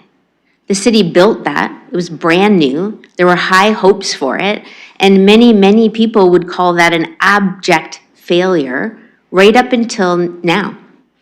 I'm still hearing terrible, terrible stories about women and children, about seniors, about people who are trying to live their lives with the benefit of taxpayer-funded housing, only to be subjected to illegal behavior on a daily basis. And the fact that we're not talking about that as we invest millions, and I'm delighted to have more new housing, but it better not look like what we've seen so far in this term of council, because then that's a tragedy, not just to the taxpayers who are funding it, but to the families and the people who are living in them and those who live nearby. So I have not yet heard how we've learned from 122 baseline. We had LMCH here a few years ago asking us to change the ratio, which we did, and we have not heard back on the success of that. The last report that we got said that surveys had been sent out and not received back with enough time to give council the information that we need to make decisions. So I have questions about, even just a few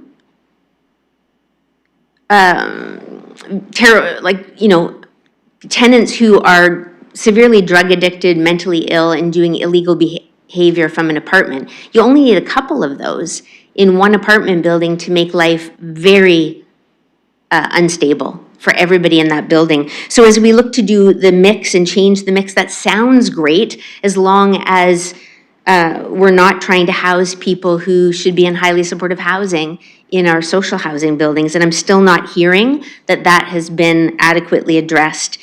And I think the language, it's really important that we understand what we're saying. So when we use affordable and market, I would love to know what that means, because we're talking about moving towards RGI, affordable, and market, and yet we're hearing market's not going to be actual market.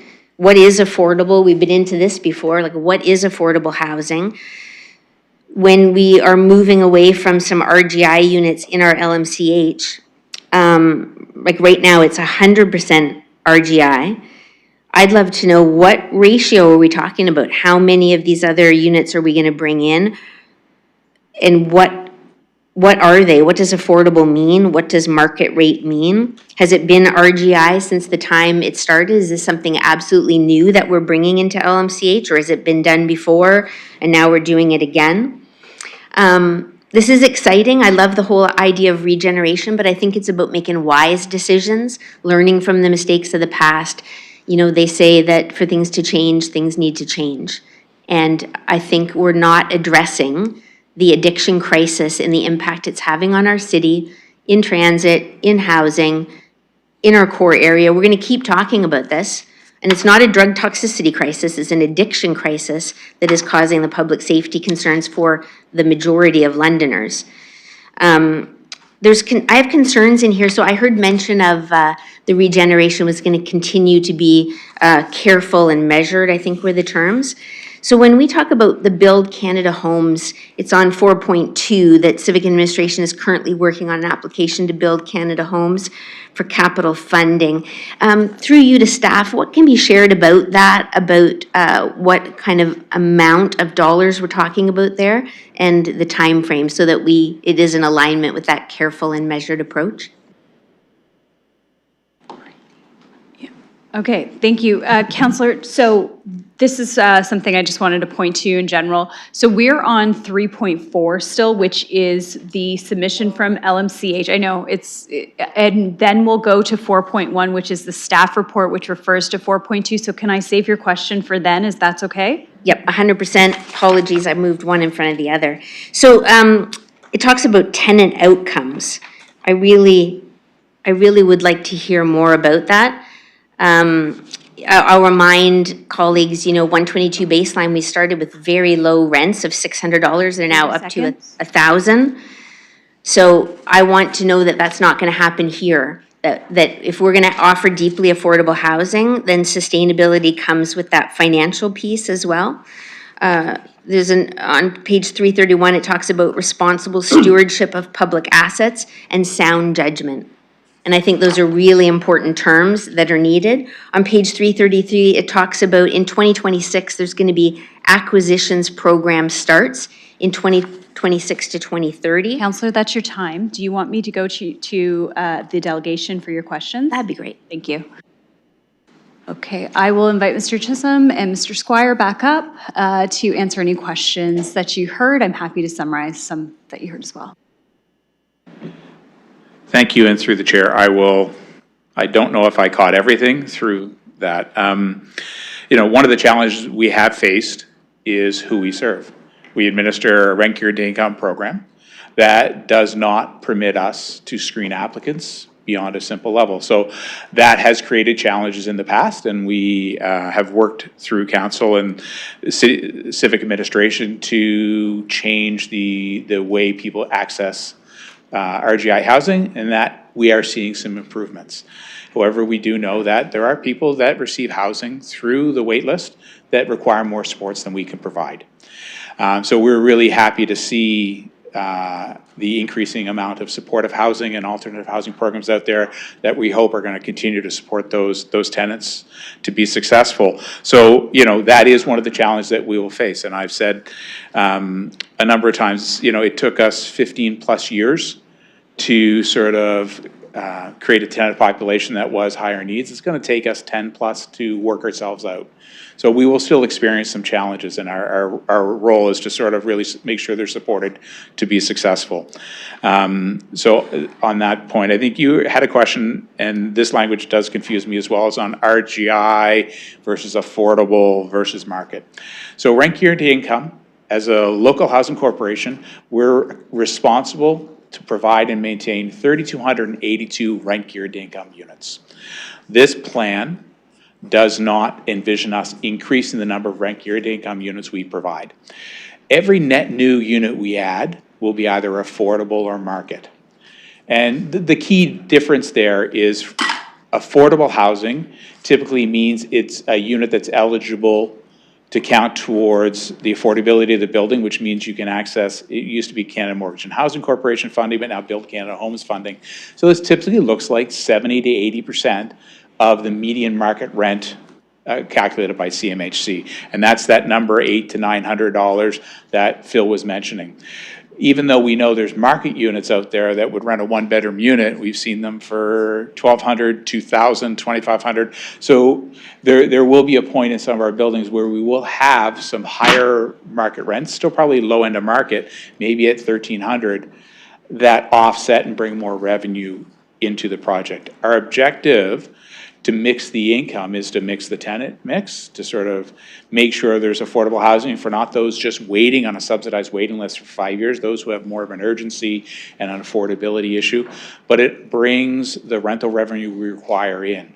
Every new building will have a capital reserve, so we need to fund that, and there's the expectation that any debt financing, a mortgage that we get at the property, is funded through those increased rental amounts. So when we say each project moves on its own merit, we look at that balance between how number of RGI units we need to put in if we're replacing existing ones, the affordable rent and the market rent, so that we have a revenue in the building that can manage reserves, debt, and operations.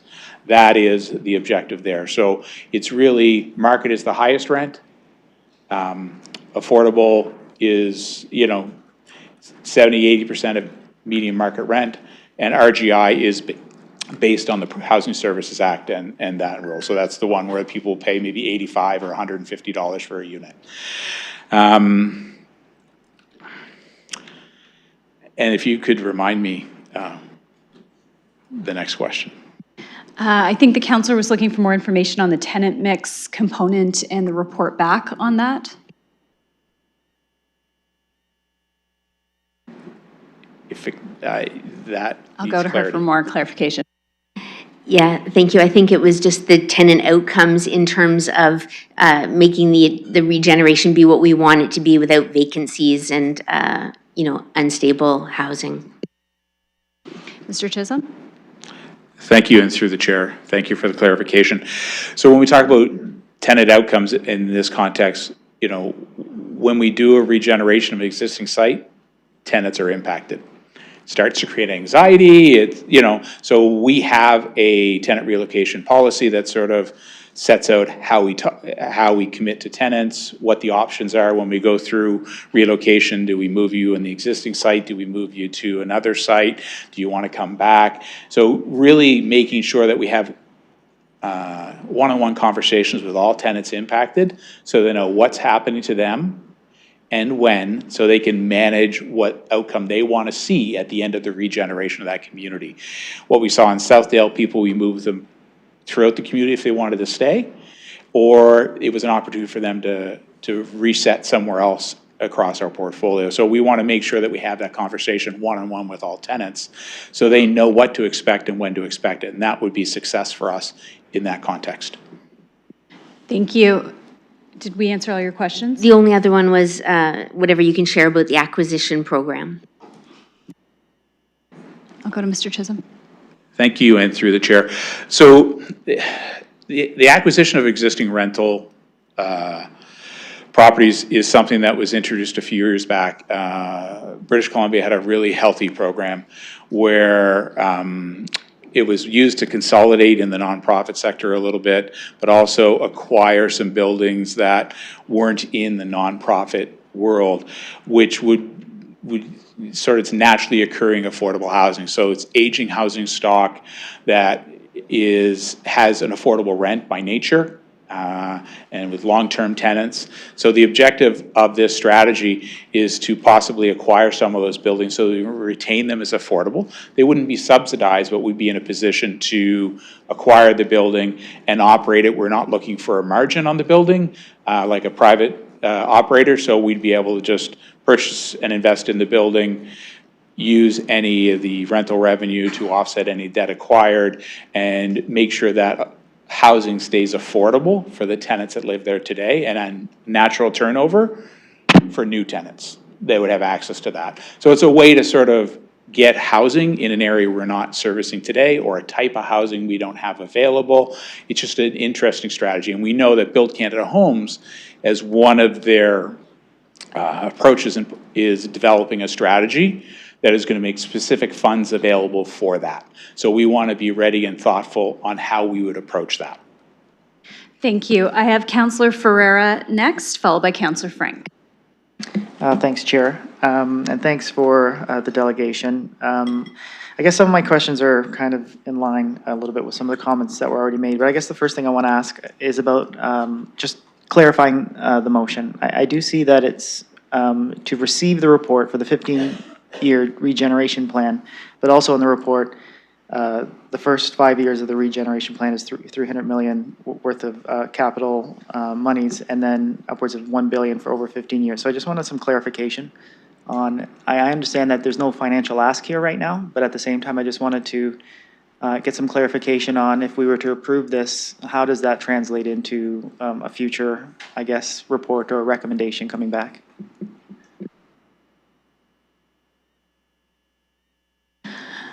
So we're not approving it, we're just receiving it. So just receipt is just information, but it won't lock us into any type of financial obligations in the future? The clerk has confirmed that that's just to receive the report at this time and not locking us into anything. Okay, thanks. So like, obviously, you know, we have, I hear housing crisis, but it's an affordable housing crisis, which is really kind of what the discussion should be about. And we see these numbers coming back, and we know that LMCH has an old stock of existing buildings that are in desperate need of capital improvement and capital repair. And I know that we had that last report when you guys came to us, and I think it was like $100 million worth of work that we needed, but now we're seeing it's at 300 million. I just wanted to ask, these are two separate from each other, or does this incorporate the 100 million? Go to Mr. Chisholm. Through the chair, the asset management plan and the state of the asset is considered in the master regeneration plan, and it's a critical pillar to make sure that we have safe, well-maintained housing across all the housing we have. So in terms of the regeneration and the redevelopment, I think the 300 you're mentioning on page 17 of the report with the different project listed is separate, right? So there is, in some of these projects, some deferred capital costs that will come out. So the Ladybrook project, there is capital repair and a capital repair backlog there. So should we move forward with regeneration, that cancels out the required capital work.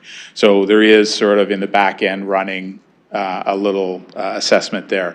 But the funding that we have right now through our infrastructure gap is addressing the current capital need. And when we come back with our facility condition index numbers and our projected long-term or longer-term capital need as part of the 2028 to 31 multi-year budget, we will see some changes in those numbers. So what we're seeing is that the approach to the building condition assessments we're doing right now, combined with the cumulative impact of the investment over the last 3 years, because the data in the report you saw last year was 18 months old. So that cumulative impact is reducing those numbers, which provides clarity on the capital repair backlog. And you'll see that number reduce as we sort of refine that numbers through the course of the year.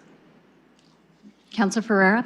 Okay, thank you for that. So going, I guess, leading off on that with the one-to-one RGI replacement for the first 5 years, like I understand that means replacing the existing RGI units and not necessarily adding RGI units, just replacing. So I just, to confirm, so within the first 5 years with this regen plan, that will be a replacement one-to-one, no addition to new RGI. Mr. Chisholm. Thank you, and through the chair. We do not envision increasing the number of RGI units we have. So where we regenerate a site and we take say 18 townhouses down to build a building, those 18 are put back into the new building we have. And any net new units, we charge an affordable or a market rent, and that provides the operational revenue required for operations, reserve contribution, and a debt financing. So any growing the number of units by 50 or 100, those are all the affordable and market. Our revenue per unit for RGI is not sufficient to support regeneration.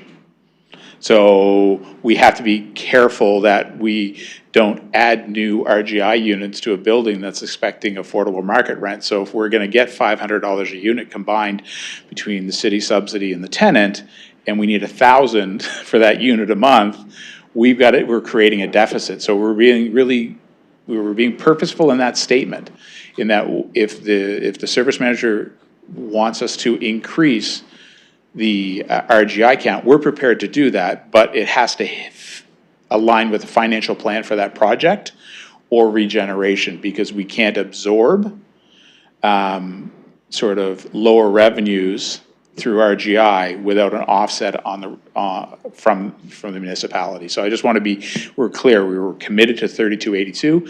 We're open to discussions on increasing RGI as long as the funding works for the site. Councilor Ferrer. Thank you for that. I do get that. Like, the report was pretty clear on that too. Like, the model clearly, from what the report shows, full RGI is not necessarily financially sustainable. So I understand that you have like the mix between affordable and the market rent units. And I understand, with like the aging buildings and everything else, the regeneration money that we're bringing in is something that we need to do just to make sure that we can actually save those RGI units as well. I do see also though, like with Limberlost, I think I saw the cost range per unit was like $490,000 to like $600-ish thousand for the replacement of the unit as well. So I do see that, it's quite substantial for a replacement of a unit in a building. I just wanted to know, is there any, I think I saw also in the report that there could be opportunities maybe for partnerships or anything like that as well. So I just wanted to know, is that still something that is being considered here? For potentially having a cheaper cost per unit for the capital side, or a cheaper cost per unit so we can actually maybe increase the RGI portion?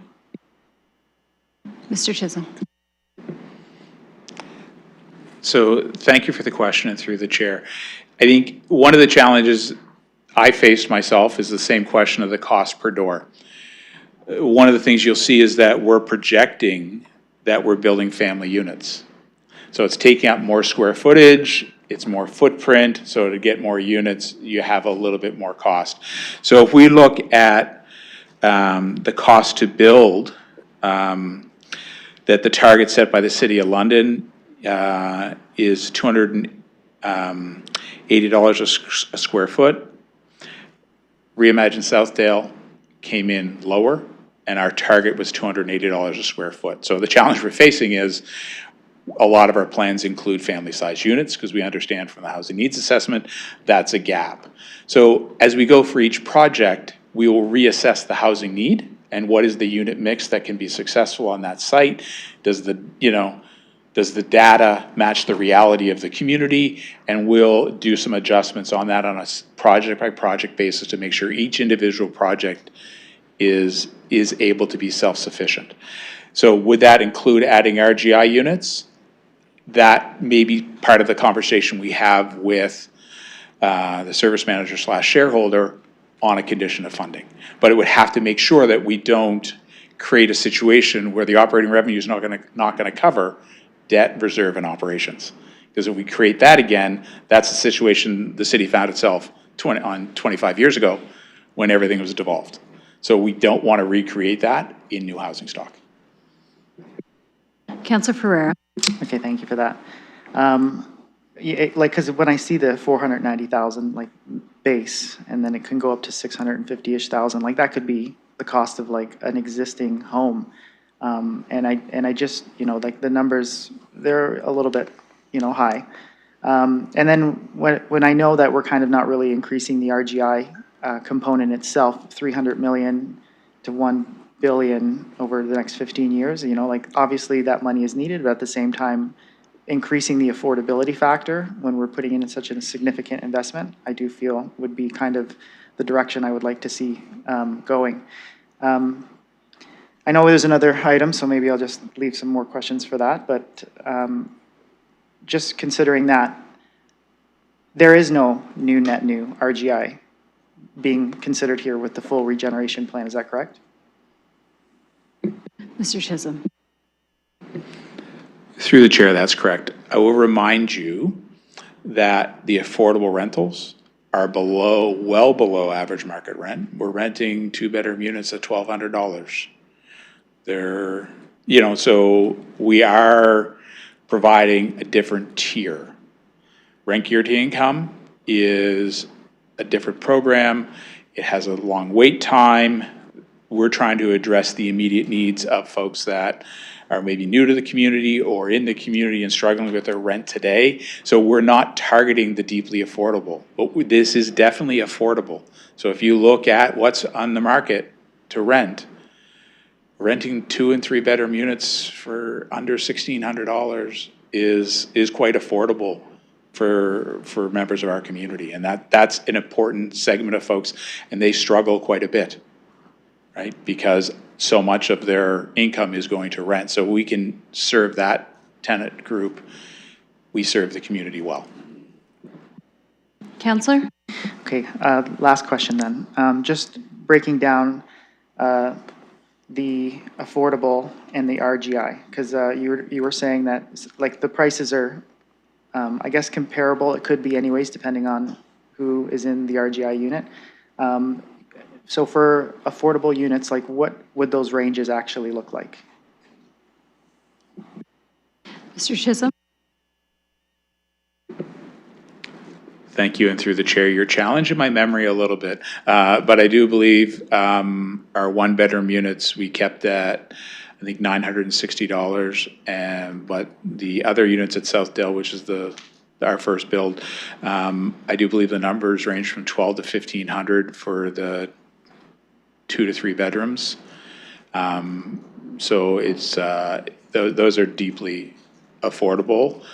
So essentially, when we looked at the CMHC application, 100% of our units were deemed by CMHC as affordable. Counselor? Okay, thank you for that. No more questions. Thank you. I have Counselor Frank next. Thank you. I just want to say I appreciate one of the goals being to build lower energy intensive buildings, better from an operating perspective and long-term financial costs. So I appreciate the thought put into including that as a couple different pillars throughout the report. One question I did have in regards to the first pillar of retaining and revitalizing existing buildings. I'm just wondering, in buildings that don't have air conditioning, specifically some of the senior buildings, is there any support given in the near term for seniors to purchase air conditioners, given the extreme heat waves that we're seeing? And many of the buildings don't have centralized air, but of course I know in the future hopefully we'll have some sort of centralized air or air conditioning program. Thank you. I'll go to Mr. Chisholm. And thank you, and through the chair, we don't envision a program that we're purchasing air conditioners for tenants. It's problematic in many ways for us, but it is something we think about. So there's a few things we're doing. There's an acronym, and it's not coming to me, but essentially for our make-up air units, we are adding air conditioning to the make-up air units, which will be a more energy efficient way to cool some of the existing spaces that have small units, but also it will bring cool air into the hallways and common areas of the buildings, which will reduce some of that heat effect of some of these cinder block and brick buildings we have. So there will be the airflow that goes in the common areas will be cooler, which will help alleviate some of that. And we are in conversations about should we, could we, how do we introduce heat pump systems to a large seniors building. And there's issues on the capacity of the electrical system to come in our building to service it. But so we are starting those conversations, recognizing that it is a significant issue. You know, for low-income households, they don't have the few $100s for an air conditioner, and sometimes a fan is problematic. So we are aware of it, we haven't figured out a path, and that's an active conversation for us. Councillor Frank. Thank you. Yes, I appreciate that and appreciate any work that you're able to bring it forward. In BC, when they had that heat wave event, over 600 people passed away. The large majority were seniors. So just something to keep top of mind as you are looking to revitalize those buildings and spaces. And I just also wanted to share, I was surprised to hear some comments about us not learning about the errors from 122 baseline. We actually got an audit report and there are many lessons learned. And then we went ahead with 345 Sylvan with those lessons, and we opened that over a year ago, and I can say as the ward councillor of both those buildings, I have not heard a single complaint about 345 Sylvan, not one single email, phone call, video, social media post, nothing.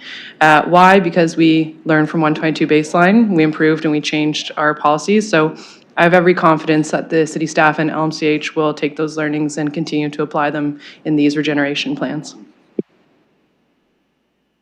Thank you. Looking for other speakers on this item?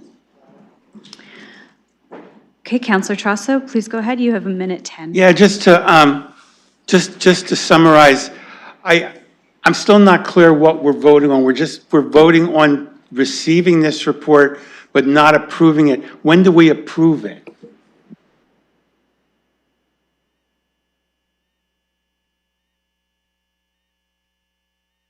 Thank you, Mr. Chisholm. Do you have a timeline when you're coming back with additional information, or if there's something coming back to us for approval? Thank you, and through the chair, there is no plan to bring the master regeneration plan to council for approval. It is a board-approved document that will guide how we approach regeneration. As the shareholder, any acquisition, divestment of an asset, any acquisition of debt comes through the shareholder. So the intent would be on a project-by-project basis, as funding becomes available, that we come back and have those conversations and request that approval through council. It is important for us to have a pipeline and a roadmap internally so that we're prepared to do the work that needed to do. If Build Canada Homes announces funding and we do not have a plan, we will not get funding. It will take us 3 years to identify the roadmap and get the work done before we can be shovel ready. We are hearing clearly from the funder that 12 months is their window for shovel ready. Our objective is to move these projects along so they're shovel ready. So should funding become available, and should the shareholder and LMCH agree this is a good idea, we're ready to move forward. Without a plan, we will not move forward, and we will stay, and we will continue to maintain the assets the best we can. We think it's prudent to have a plan so that we are able to move forward should funding become available. Councillor Trosso? Yes, well, that just underlines why I think it would be irresponsible for us at this point, being that we don't really get to approve this. As the sole shareholder and the responsible party here, what else can we do if some of us feel that this report is inadequate in terms of addressing some of the demonstrated problems that we've seen already? So I can't vote for this. And I don't want to hold up other aspects of moving forward, which are very good, but we've got a very serious problem where people are living, and we can't just be saying, yes, but look over there, because this is nice, and we're going to move forward. So, no, this is just not an acceptable way to make policy, and this agency is going to have to do a much better job addressing the conditions in the existing units for this council to continue Thank you. That's your muddling through. Thank you. Thank you. I have Deputy Mayor Lewis next, followed by Councillor Ferreira for a second time. Thank you, Madam Chair. I wasn't going to speak, but given the comments we just heard, I have to weigh in here. I could not disagree with Councillor Trosso more strongly. This regeneration plan, which will bring more affordable units online, this is the responsible way. This is the policy process that's set out, and it is key that we move this forward in order to qualify for the Build Canada Homes funding. In terms of the existing unit conditions, as we've already heard from our delegation today, improvements are being made. And that didn't start with this council, by the way. I want to underscore that this started with the Mayor Holder-led council making a very significant investment in their multi-year budget for capital funding that allowed LMCH to start moving forward on a number of repairs. That's included replacing furnaces with high energy efficiency furnaces. That has included replacing doors and windows. That has included replacing elevators. Improvements are being made. But with all due respect to the councilor's previous comments, you don't fix 20 years of properties being ignored in 2 or 3 years. Those efforts take time. And you cannot displace every tenant in the 3,200 plus units we have for an undetermined period of time to make all the repairs necessary in every building all at once. So respectfully, I found those comments objectionable. I'm going to support this report, and I'm encouraging colleagues to do the same. Thank you. I have Councillor Ferreira next. Thank you, You've Chair. got 55 seconds remaining. I just wanted to point out some of the reports we had on the placement ratio, because I did hear some comments on that. In the April 13th CAPS report, there was information that was brought for the placement ratio, section 2.2.2 for that item on page 10. And it does show the chronological placements decreasing, or sorry, the numbers of people on the wait list decreasing more significantly after the replacement ratio changes were in force in effect from before. So I just wanted to point that out, and you can see that on the April 13th report. Thank you. Looking for other speakers. Councillor Pribble? I'll just make a comment. Diot, as we heard from some of the colleagues, it's not that we don't have issues. We do have them. I do believe we acknowledge them. I do believe this organization and the board are aware of them. Yes, it doesn't happen overnight, but bottom line is what I see in front of us is strategically planned forward.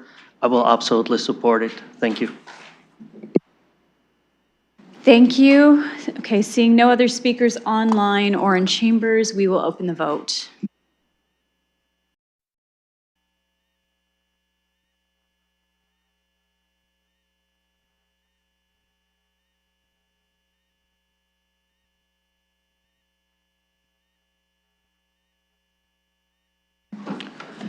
Closing the vote, motion carries 13-2. Okay, thank you, Mr. Chisholm. Thank you, Mr. Squire. This moves us to items for direction. 4.1, similar item, review of the London and Middlesex Community Housing Master Regeneration Plan, but this is the staff report. I will look for a mover and seconder for this report. This is in front of us to receive. I have Councillor McAllister and Councillor Cuddy. Thank you, and we'll begin discussion on this item.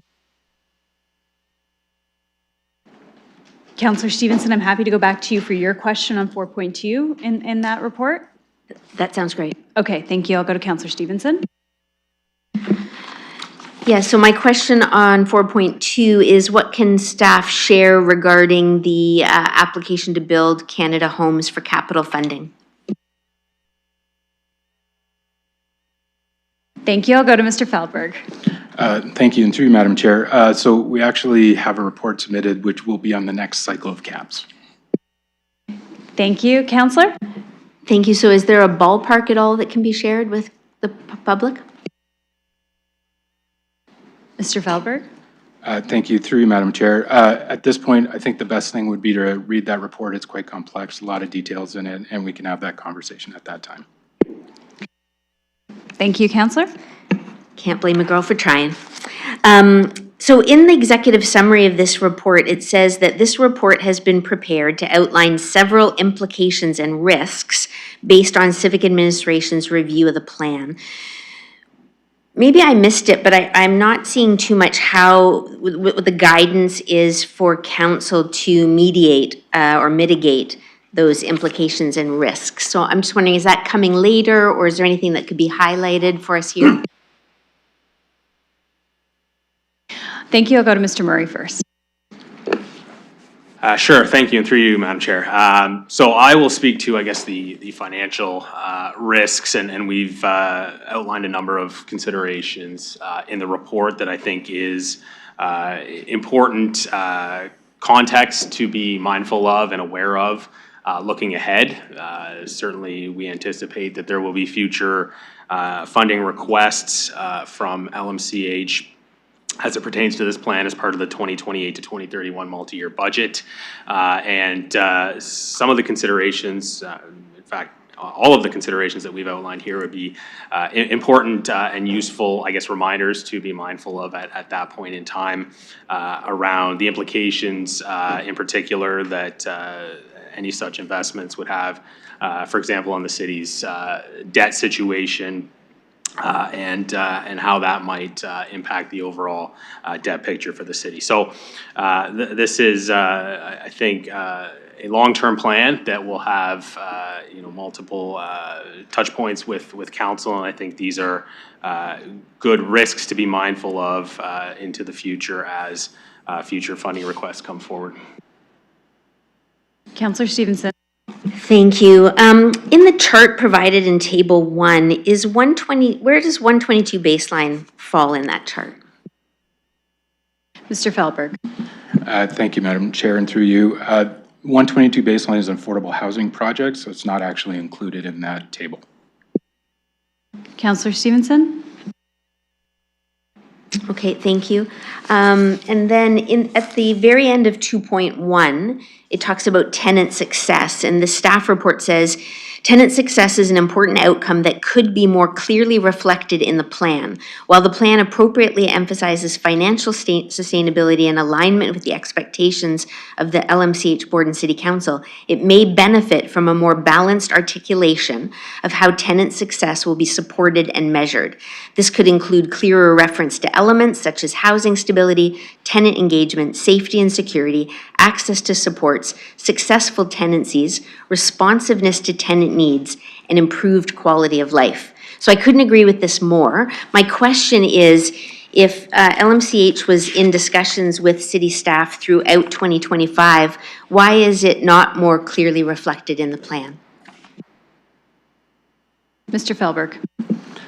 Thank you, through you, Madam Chair. So the conversations, most of the conversations that we had in relation to the plan were focused on the redevelopment, development opportunities. A lot of the physical activities like the acquisition and some of the things that Mr. Chisholm identified. When the final plan came forward, this was a gap that we'd identified, and it's a suggestion that we have for LMCH that could improve the plan further to some of the other councillors' comments as well.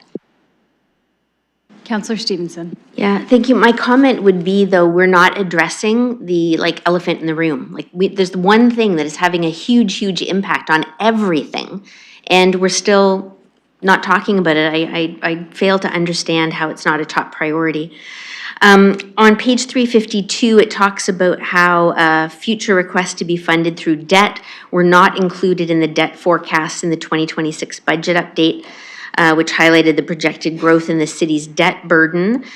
I just wondered if staff had any comments around that. Again, I guess this is coming in the next report, but will there be updated debt forecasts with whatever's coming to us next month?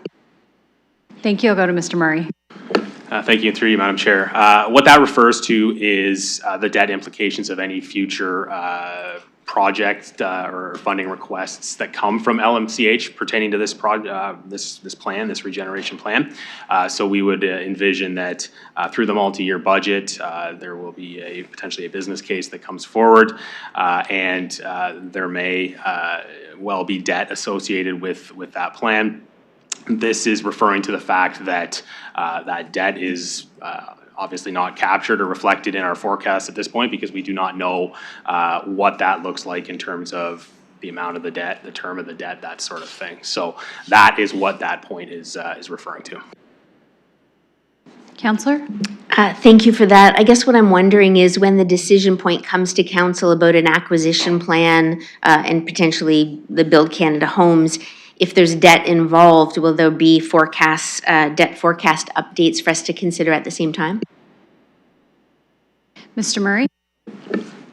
Thank you, through you, Madam Chair. So we typically refresh our debt forecasts once a year. So certainly, as we're developing each year's multi-year budget or budget update, as the case may be, we're updating our debt forecasts and projections as well. Certainly, we could use that most recent refresh to then layer on what the impacts could hypothetically be associated with any debt that may come with a future funding request. Counselor? Thank you. I think that would be really helpful. Maybe one of your graphs again, we can see the impact of our decision points.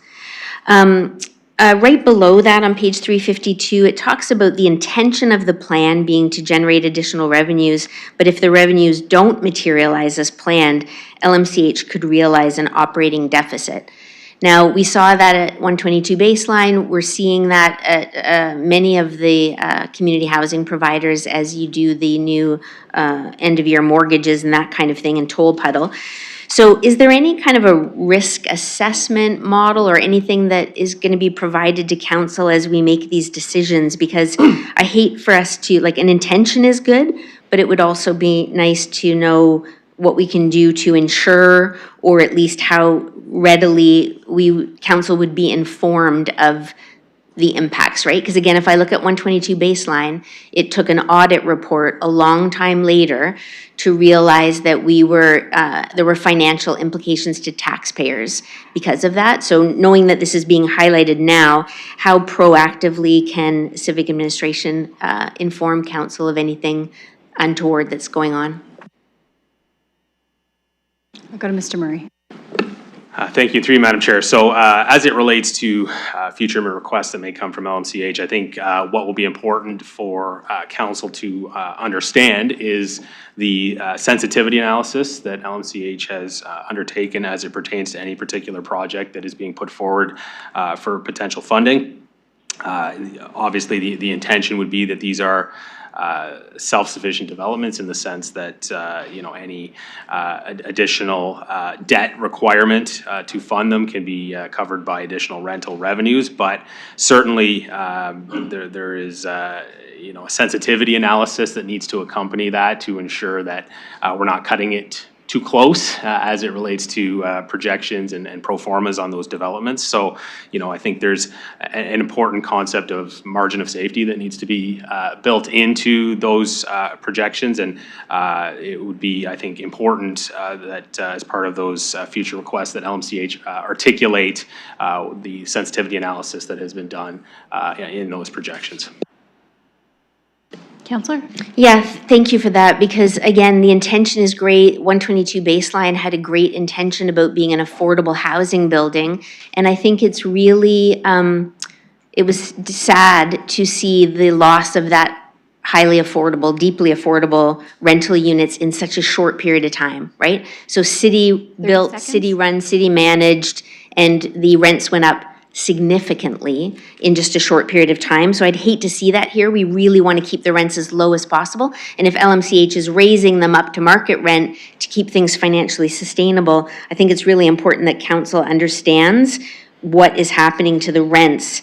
And then it talks about LMCH considering the priority of the projects on the roster, about a wise use of limited funds and rehabilitation. So if I could just ask for an update on that, like it says. And I'll go to staff for an update. Thank you, through you, Madam Chair. So I think what we're really driving at there is this is a significant plan, as you've seen outlined in the report, 300 million projected over 5 years, upwards of $1 billion over 15 years. Resources are going to be limited. Future councils will have to make some decisions in terms of priorities, in terms of not just funding LMCH potential requests, but requests from civic service areas and other agencies, boards, and commissions as well. So resources are not unlimited. And there will need to be some prioritization that happens as a result of that. And therefore, it's possible that not all projects will be able to be funded on the timeline that we'd ideally like to see them move forward, right? So I think that prioritization of what projects can have the best bang for the buck and bring those forward and prioritize those ones will be important given the limited resources that will inevitably be available. Thank you. I will look for other speakers on item 4.1. I have Councillor Chasso next and Councillor Ferreira. Thank you. And through the chair, going to 2.2, overview of the master regeneration plan, which we've received though not approved. It says the first one is retain and revitalize existing buildings. But then the subtitle development and redevelopment, the subtitle acquisition, you talk about completion of Southdale, redevelopment of Ladybrook, development of vacant lands in Strathroy, redevelopment work for the Limberlost property.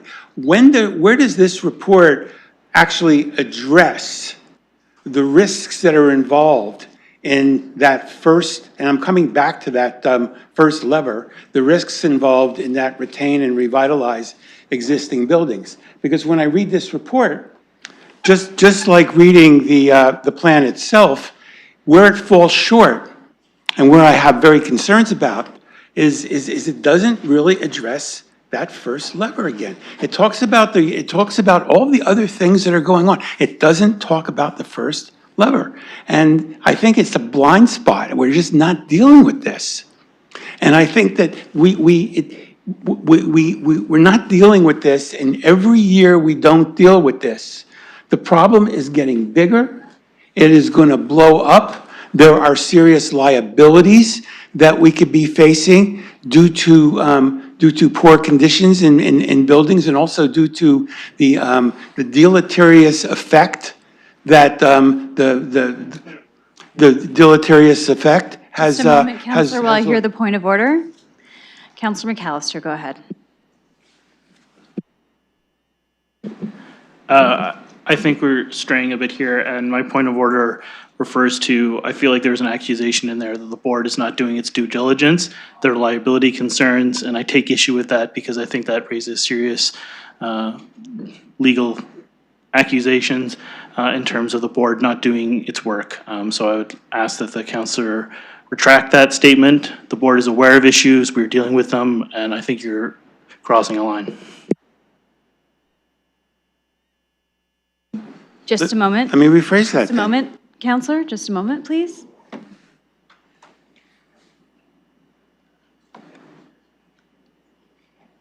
Thank you. Councillor Chasso, I'll ask you to rephrase. Well, in light of the fact that the bullets in 2.2 include as the first one, retain and revitalize existing buildings, could you point to the point in the report where it actually deals with that first lever? Thank you. I'll go to Mr. Felberg.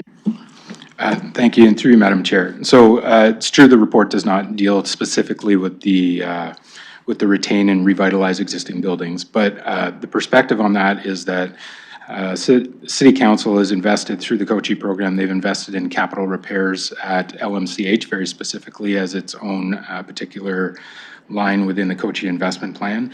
Additionally, LMCH has also received CMHC funding in order to undertake a number of capital repairs. And through the asset management plan, which identified a $100 million gap, and as Mr. Chisholm said, needs a bit of an update in order to reflect more current day activities and the work that's been going on. What we focused on in the report was really the redevelopment because of the cost of that redevelopment and the potential impact to municipal council and the multi-year budget in future years. Yes, Thank you. Just a moment, Councillor.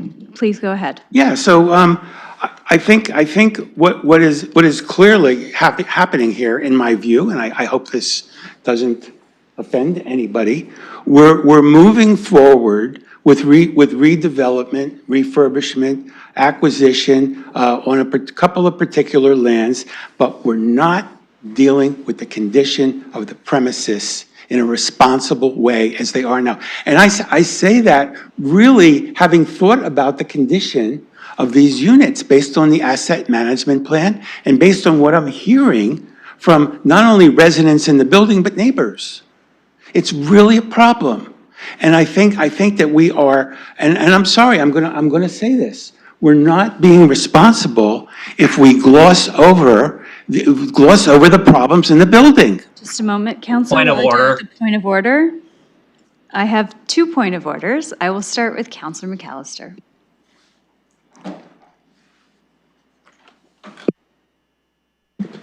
Yes. Anecdotal evidence the councilor has heard is one thing, but again, I point to the board being aware of issues and dealing with them. And I would like the councilor to be cautious with his language in terms of the accusations that we are not doing something. We are, and it's being handled appropriate and responsibly. Thank you. Deputy Mayor Lewis, was your point of order similar? It's similar, although I have different concerns to raise with you. So if you want to deal with that one first and then come to me, or would you like mine too, and then you can rule on them together? I guess I'll defer to you and the clerk. Thank you. I will take each separately. Councilor McAllister, I hear your point of order. I have cautioned the councilor already and asked to rephrase. I'm just asking the councilor again if he can just continue to think about rephrasing the way that he is positioning his points. Thank you, I'll do that. I'm trying to Councilor, hold think on. about One moment. how. I'm just going to hear the second point of order. Deputy Mayor Lewis. Thank you, Madam Chair. Frankly, I think the comment that we are not being responsible actually serves to undermine decisions of council and would be a violation of the council code of conduct. It is a matter of opinion based on, as Councillor McAllister has said, anecdotal evidence at best. And it's also weighing into the operational weeds. The retention and revitalization of buildings, and I spoke to this earlier, is very much operational in terms of when pieces of that are done and is not relevant to this report. And so the councillor is also out of order in terms of not sticking with the item that we are dealing with in terms of the agenda here. I think his conduct has been, frankly, in my opinion, reprehensible. Okay, Councillor. I need okay, to one take a moment, personal please. privilege on that. One moment, I need to please. make a point One of moment, personal please. privilege. Councillor, Councillor, I do not want to have to cut off microphones. Deputy Mayor Lewis, let me deal with your point of order. Just a moment.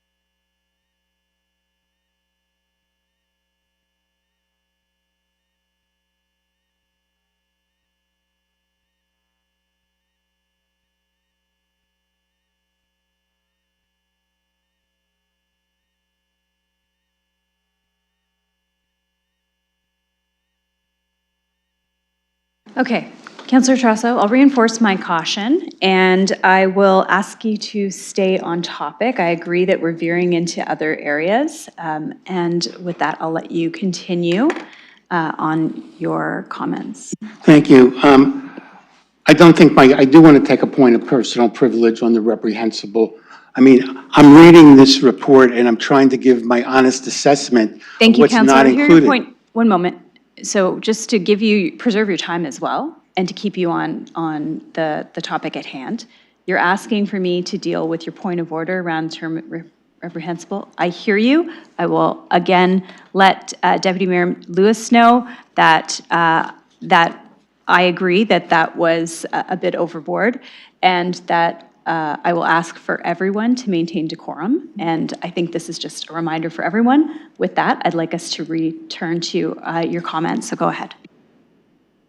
Okay, so my comments are really based on commenting about what's not in the report, which I think needs to be in the report. And I'm very disappointed. I'm very disappointed, and I think it creates problems for the city for us to not deal with these issues. And you can characterize them as operational as operational issues. But I think the condition of the premises that the tenants are living in goes way beyond operational issues. And I think I've made my point. I can see what the mood of several people on this council is. I'll certainly be raising these issues again, backed up by certain motions at the shareholders meeting. But for now, I have to say, I'm particularly frustrated, and I just do not think that these reports deal with the conditions of the buildings. Thank you. Thank you. I will look for other speakers on this item. Councilor Ferreira next. Yes, go ahead. Thanks, Chair. Before I ask my questions, I will, I guess, make comment to the chair's comments. We must maintain our decorum. Like, we're the leaders of the city, and we need to act like the leaders of the city. And I'm not taking any sides. I'm just saying, we need to start working as one, as a unit. And I know we can do that because I've seen us do that before. So let's see if we can do that here. This is a big item. This is very important. And I feel like these are the times when we really need to start working together.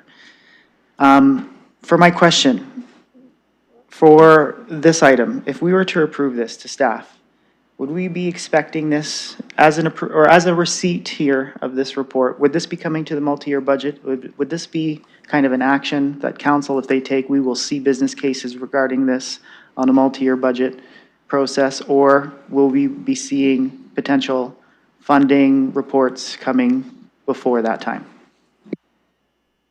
Thank you. I'll go to Mr. Murray. Thank you, and through you, Madam Chair. So I think there's an important step that precedes the multi-year budget, and that is, of course, council's strategic planning process. So there needs to be some decisions made through that process around what the priorities of the next term of council are. And so pending that discussion and then pending associated discussions at the LMCH Board of Directors level around how they then contribute to the city's strategic objectives for the next term. That would then inform what LMCH chooses to bring forward through the next multi-year budget process. Councilor Ferreira. Okay, with that, because our strategic plan right now does fit into this direction in a lot of ways, does that mean we could potentially see recommendations or perhaps funding if it were to become available before that time? Mr. Murray. Thank you, and through you, Madam Chair. I will refer back to Mr. Felberg's previous comments on submissions for potential Build Canada Homes funding, which further details will, of course, be forthcoming on that. That may provide an avenue to access funding sooner than that. Of course, as you know, just very recently in the last couple of months, LMCH received approval to enter into the loan agreement with CMHC to secure funding for Phase 1 and Phase 2 of Reimagine Southdale. As part of that approval, Council also allowed LMCH to retain the previously approved municipal dollars that went along with that project. So that provides some additional funding, I think in the neighborhood of approximately $29 million or thereabouts to advance to the next phase of their regeneration plan as well. So all that to say there is funding that has been approved already that will allow LMCH to progress regeneration activities over the next couple years in the lead up to the multi-year budget. Councilor Ferreira. Okay, thank you. So with the last one, my last, I guess, follow-up on that. I understand we have some funding that's been approved or is going to get approved for the lead up to the multi-year budget. So the question would be, if the full scope or breadth of the regeneration plan as it is in front of us, parts of it or anything after what's been approved already doesn't necessarily get funded, let's say it doesn't get approved or funded, what is the plan B? Is there going to be kind of a focus on repairing existing units? Is there going to be anything else that comes up that we could take a direction on? I'm just wondering what happens if our plans right now don't necessarily materialize. Mr. Murray. Thank you, through you. So as Mr. Chisholm alluded to in his comments, there are multiple strategies or prongs that LMCH is working through, one of them being, of course, the regeneration plan. The asset management plan, of course, informs the ongoing life cycle renewal requirements as well for the existing assets of LMCH. So I'm not going to speculate on what LMCH would choose to prioritize or put forward as part of the next multi-year budget, other than to say that there are multiple strategies that they are working through. Counselor? Okay, thank you for that. No more questions. Thank you. I will look for other speakers on this item. Any online? Okay, seeing none. Oh, Counselor Purple, go ahead. I'll just leave it with a comment and as stated in the conclusion by our staff that this is a plan forward. Are there going to be certain challenges? Yes, there will be, which they will be addressed prior to, in the next council strategic plan and also the multi-year budget. So therefore, yes, there will be risks which will be addressed at a proper time. As every other organization, it will be up to the board of directors and that organization to prioritize what's the best. Do we need a plan to move forward? Absolutely, I will be supporting it. Thank you. Okay, seeing no other speakers on this item, online or in chambers, we will open the vote.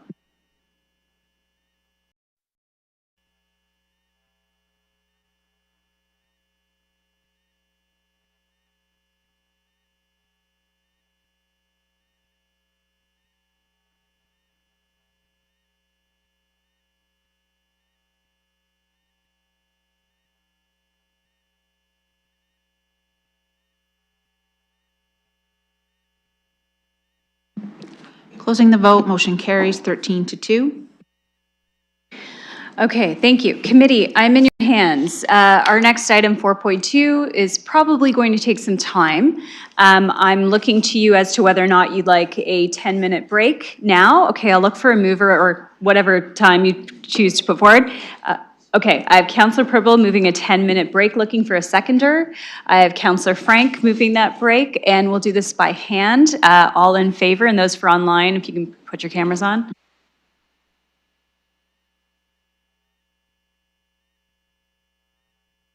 A motion carries.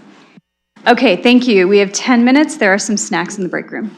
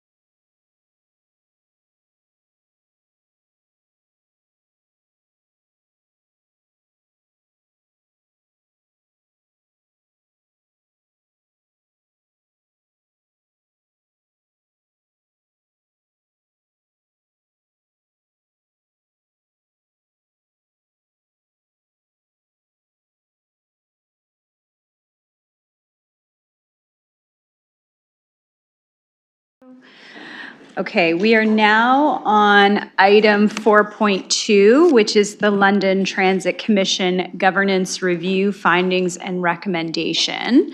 I will first go to Ms. Daters-Bear to provide some preliminary comments and an introduction to Mr. Peaver, who will be our speaker. Go ahead. Thank you, Madam Chair. Through you to the members of the committee. As the committee is aware, Council directed Civic Administration to undertake a governance review of the London Transit Commission. What you will hear today is a response back from KPMG, who we consulted with, as well as Dillon Consulting, who led this work. Bruce Peavers is here with us today. He's a partner with KPMG, and he works in cities, with cities and higher education institutions, and he's actually from London, so we're happy to welcome him here today. We had another partner with him. Mr. Cameron had to leave, so we'll leave it to Mr. Peaver to walk us through this presentation. Wonderful, thank you. Welcome, Mr. Peaver. We will get you all set up there, and you may begin when you're ready. Great. Thank you, Madam Chair. It's a pleasure to be here in London again to present our findings from the governance review on London Transit. I'd like to begin, Madam Chair, to bring Council up to date on what were the objectives and the scope for our engagement. So we were engaged in collaboration with our partner Dillon Consulting to conduct an independent governance review on the London Transit Commission. The review assessed how effectively the current governance model supports accountability, transparency, and coordinated decision-making with Council's strategic priorities for transit. So we want to draw upon individual input and leading practices from comparable municipalities to inform the development of a modernized governance model for the city and London Transit. So the key objectives, so there are two of them. One was to assess the current governance relationship between the city and LTC, and the second one was to recommend a governance model that promotes alignment with Council's strategic priorities, strengthens accountability, and supports effective coordinated transit oversight. In order to achieve those objectives, we assess the current governance framework, we engage key individuals to understand perspectives on governance and opportunities for improvement.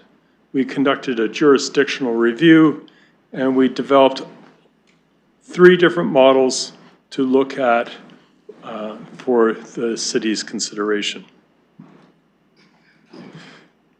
The summary of our findings around governance was 1, the London Transit Commission has a solid monitoring foundation for business planning, annual reporting, and effective working level relationships. However, we found the reporting to be inconsistent.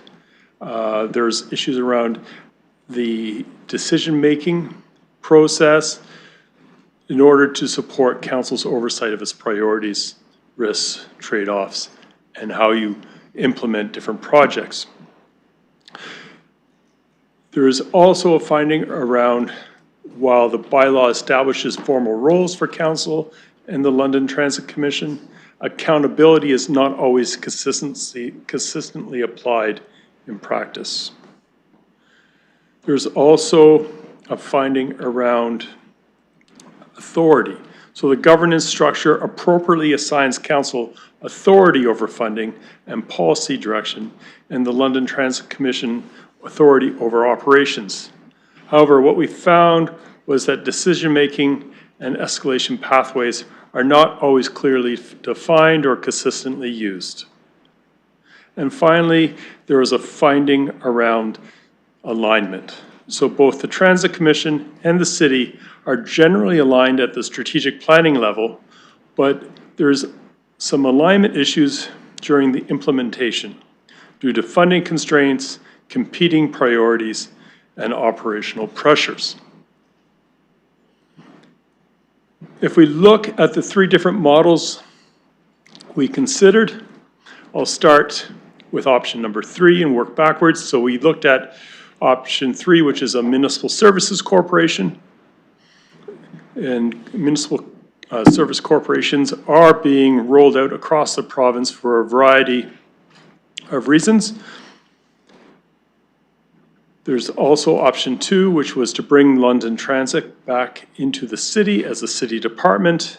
And finally, there was option 1, which was to retain the status quo, but with improvements, namely a commission structure.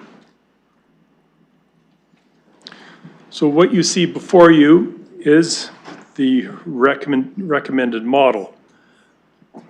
So what changes? A more structured reporting relationship with the city and the London Transit Commission, which will promote greater council visibility. What remains is a dedicated governance and operational continuity. Okay, so as I stated earlier, City Council, as the funding agent, is responsible for strategic priority and funding, and the London Transit Commission is responsible for operations. And Thank you. If you just want to wrap up. And we will wrap up right now with, we have 6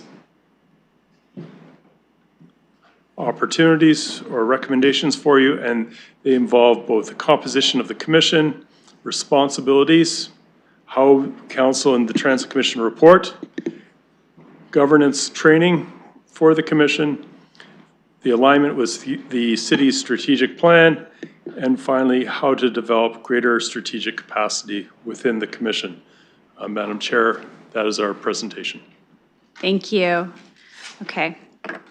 I will look to committee for a motion to receive, and there was a motion included in our package. It included the recommendations from the governance review, endorsing those. Civic administration be directed to prepare and bring forward to a future meeting of SPPC any necessary amendments to bylaws. That LTC be directed to review the recommendations, and that civic administration be authorized to undertake all the administrative acts that are necessary in connection with this report. So I'm looking for a mover and seconder so that we can begin our discussion. I have Councillor Frank and Councillor Hopkins, and I will look for speakers. I'll start with Councillor Stevenson. Go ahead.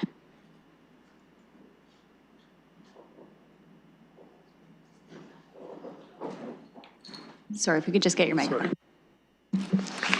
Thank you, and thank you for the presentation. I go right to the overall conclusion, which you stated is that the issues identified are governance execution issues, not evidence that the commission model is fundamentally unsuitable. And I just think it's a little bit unfortunate that we didn't make sure that we were executing what we currently had before we paid for a review. But I do think that we maximize the value of this review if we apply it to other things that we do as well. Because there's that expression that says how you do anything is how you do everything to a certain degree. And I think these issues are showing up in other areas of the city. And so having this reminder of what it looks like to execute the governance function that we have, I think is a way to maximize the use of this report. So it talks about accountability not always being consistently applied in practice, with role ambiguity, unclear ownership of issue resolution. And decision-making and escalation pathways are not always clearly defined or consistently used, creating uncertainty and reliance on informal resolution. So I appreciated the clarity and the conclusion and the succinctness of that. I think it sums it up pretty well in that it was a governance execution issue and something we can learn from. You just mentioned, as you were doing the overview, a more structured reporting and council visibility. And again, I've been a big advocate for more reporting, more structured reporting, and more visibility on the issues that matter to Londoners. So transit being a big one of those. And in number 3 of your recommendations, you're saying, again, improve the reporting structure, increase the reporting frequency to council to strengthen reporting clarity, improve transparency, and enable more proactive, decision-focused oversight by council. I could read that 10 times. I love that. I think I would love to see us embrace that, take this, given that it is a governance review and the conclusion was an execution issue, I think, it's a great opportunity for us to apply this in as many areas as we can, because we're not getting the results that we want in a lot of cases, and we are the governance body, and we do have a lot more authority, I think, than we are utilizing. I've heard terms when I talk about our boards and commissions and wanting to get certain things, we've heard terms say like, oh, we don't want to micromanage them. We're allocating taxpayer funding to these boards and agencies. We set them up, we structured them, and they should do what we say to a certain degree, especially when it comes to best practices in terms of reporting, transparency. We had an issue at the Hamilton Road BIA around bank signatures, and again, it came up, oh, well, we can't direct or micromanage a BIA, and I think, well, we allocate taxpayer funding, something as basic as cash controls. Just a moment, Councillor Stevenson. I'm just pausing your time while I hear the point of order from Councillor Pelosa. Sorry, Madam Chair, I appreciate other agency boards and commissions, including even London Police and BIAs, but if we just keep it on topic of the LTC, as that's the report that's in front of us for governance in this decision. Thank you. Thank you. I will remind the speaker just to keep tight onto the report. Thank you. Thank you. Well, as I pointed out, given that the learning of this over $100,000 expenditure from taxpayers is about governance best practices, the best way to maximize the value is to talk about how we can use it elsewhere. The last thing I just want to say is, again, in the implementation considerations, and I'm just reiterating what's in this report, I do really appreciate the report, and as I said, I think the value comes in spreading it across everything this council does. That successful implementation will require sequencing, resourcing, and sustained governance discipline. And that one of the quick wins that's recommended is to prioritize reporting improvements. So whether this is contracted agencies, whether it's boards and commissions, I'm going to bring back this report and I'm going to mention it as we look at other things that we're doing to say, hey, let's apply these best practices. Let's, have sustained governance discipline across this corporation. And I think that's the best way to maximize the value that we spent here. Thank you for the report, and I did appreciate it. Thank you. I had Councillor Purple next. Thank you, Sir the Chair. Thank you as well for the report, and I certainly agree with your recommendations and with your evaluation of the current status and future. I do have a question though. When we look at recommended model, what changes? And there are clear roles, I see that. Decision rights and escalation. Can you go more into the details based on the model that you are proposing that is going to be different than what we have currently? Thank you. I'll go to Mr. Peever. Madam Chair, to the councillor. So thank you. So decision rights revolve around how decisions are made in the organization. And what we're suggesting in our recommendations that they become more formalized. So councillor, in my work with municipalities across the country, I've discovered the saying that good paper makes good business. And what we're suggesting here with our decision rights is that the reporting relationships and how decisions are communicated across organizations are formalized and papered so that everybody has a clear understanding of who's responsible, who's accountable, and who is ultimately tasked with delivering the outcome. I hope that answers your question, Madam Mayor, to the councillor. Thank you. I'll go back to Councillor Purple. Sorry, and the follow-up through the chair and the part of the escalation? Thank you. I'll go to Mr. Peever. Yes. So with respect to escalation, when there is roadblocks encountered within the relationship between the two entities, then how do you progress to an ultimate decision? How does it get escalated? And then again, that should be papered and agreed to formally. Councillor Purple. Okay, Okay, so it's not totally with the model, it's just the process in this case, because both of them, what you mentioned, is not the model currently what we have. This could be implemented as well immediately, correct? Mr. Pever? Yes, Madam Chair, to the councillor, yes, this is, our recommendations, as we have detailed in the report, can begin implementation upon council's adoption and consideration. Councillor Purble? Okay, thank you. Follow up. When I look at that recommended model and when I see beside the Deputy City Manager Executive Team and LTC General Manager Leadership Team, and it is dotted line, can you put a little bit more support of this? Because again, when I see, even though it's a dotted line, this is kind of a thing that if I look at this model, City Council, the moment where the information doesn't flow through the City Council. In this, how do we prevent that the Deputy City Manager Executive Team is not blamed or LTC Commission through the other hand? And this is the thing, if you can explain to me the dotted line so we have a clear vision on this part. Mr. Pever? So, Madam Chair, to the councillor, typically what we recommend is that staff between two entities, like between a city and one of its boards, such as the London Transit Commission, they are responsible for operational delivery under council's guidance and policy direction. Accordingly, they would consult with one another. So they would, on operational matters, it would be the city manager's office or the city's executive team that would be communicating and working with the executive team of London Transit.